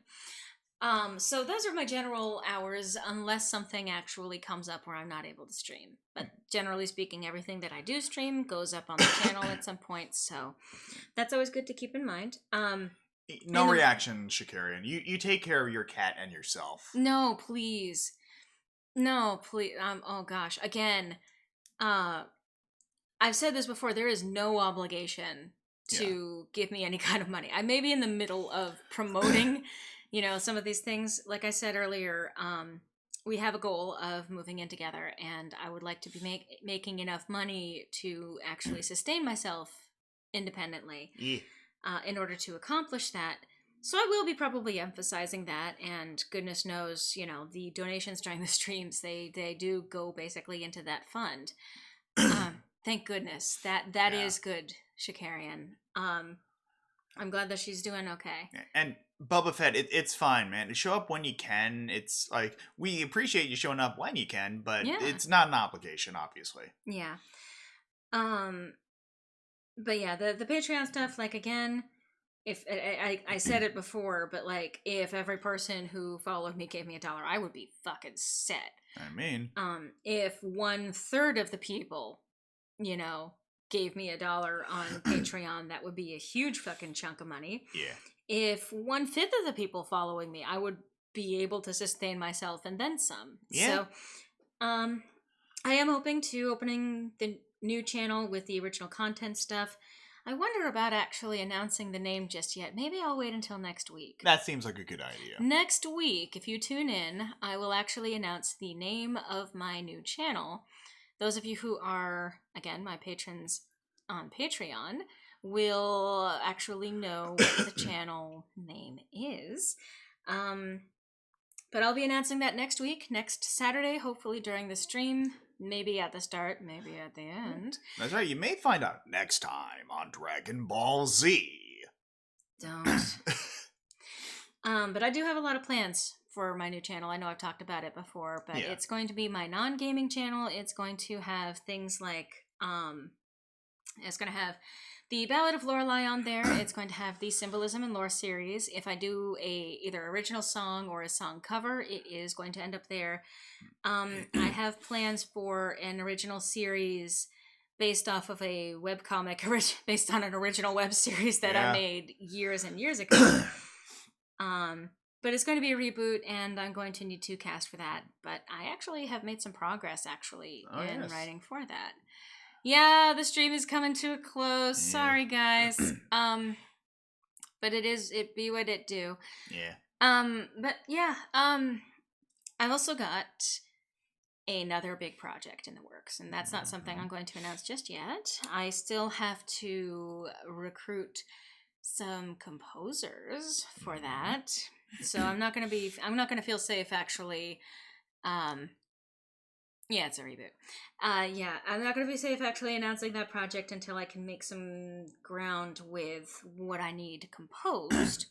So at some point, I mean, you might hear an announcement of it in the sense of, hey, I'm looking for composers. How many projects do we have? A lot. Yeah, a few. The thing is, the Ballad of Lorelei, I'm going to be changing up the format so that it is fairly like gag-a-day. There's going to be still longer plot stuff too. Yeah. And we have 2 seasons outlined right now. Mm-hmm. There's also my Symbolism and Lore is I'm hoping to do once a month. That shouldn't be too difficult. I've also got my Animorphs retrospective, which I am planning to do. I have several episodes of the Golden Binding reboot that I'm working on, actually already all written up. The other major project, I have a lot of the preliminary work actually done and taken care of. Yeah. So I've got a lot of things that I'm planning to throw on the new channel, including uploading the backlog of the Ballad of Lorelei, the one Symbolism and Lore episode, and some other stuff that are coming down the pipeline, and soon including some song covers, including one particular song cover that originally broadcasted elsewhere, but we were able to yoink it. Yoink it is, I guess, one word for it. I was able to request it to be transferred to my channel. So, that's actually really nice to be able to, I guess, technically reclaim it. Yeah. And to post it and have some fun with that. So yeah, a lot of exciting stuff coming down the pipeline, and I'm really excited for all of that. I know that I'm looking forward to working with Griffin and some other people. And the new channel is gonna be real fun to launch. Oh yeah. So on that delightful note, this has been an adventure, and I'm so glad for those of you who've, especially if you've been here the entire time, but any of you who have come only for brief periods during today, even if you only came in at the end, even if you're watching this on YouTube, whenever this ends up actually going up, thank you so much for watching. Huge shout outs to Crackfox Jr. and Skeeto and Alex and Donna. And I don't even remember all of the. You know what? I can actually pull this up, I think. Yeah. All of the ones that came in today. So there was Tucker right at the start. Thank you to Tucker, Alex versus the Internet, Darren Doyle. That was a huge donation there as well. Crackfox Jr. a couple of times. Skeeto not wanting to be outdone. Don Skeeto again a couple more times. And ironically asking where the donuts be at, given the context of what we ate today. Yeah. So. It'll haunt ours too, Lazuli. It'll haunt ours Absolutely. too. So, I hope you guys have a wonderful evening or morning or whatever time of day it is for you. Have a fantastic one. I will hopefully see you guys next week where I announce the actual name of my new channel. And we'll probably have less spicy donuts and more demons doing questionable things. But I hope to see you guys next week. Take care, everyone. Bye-bye.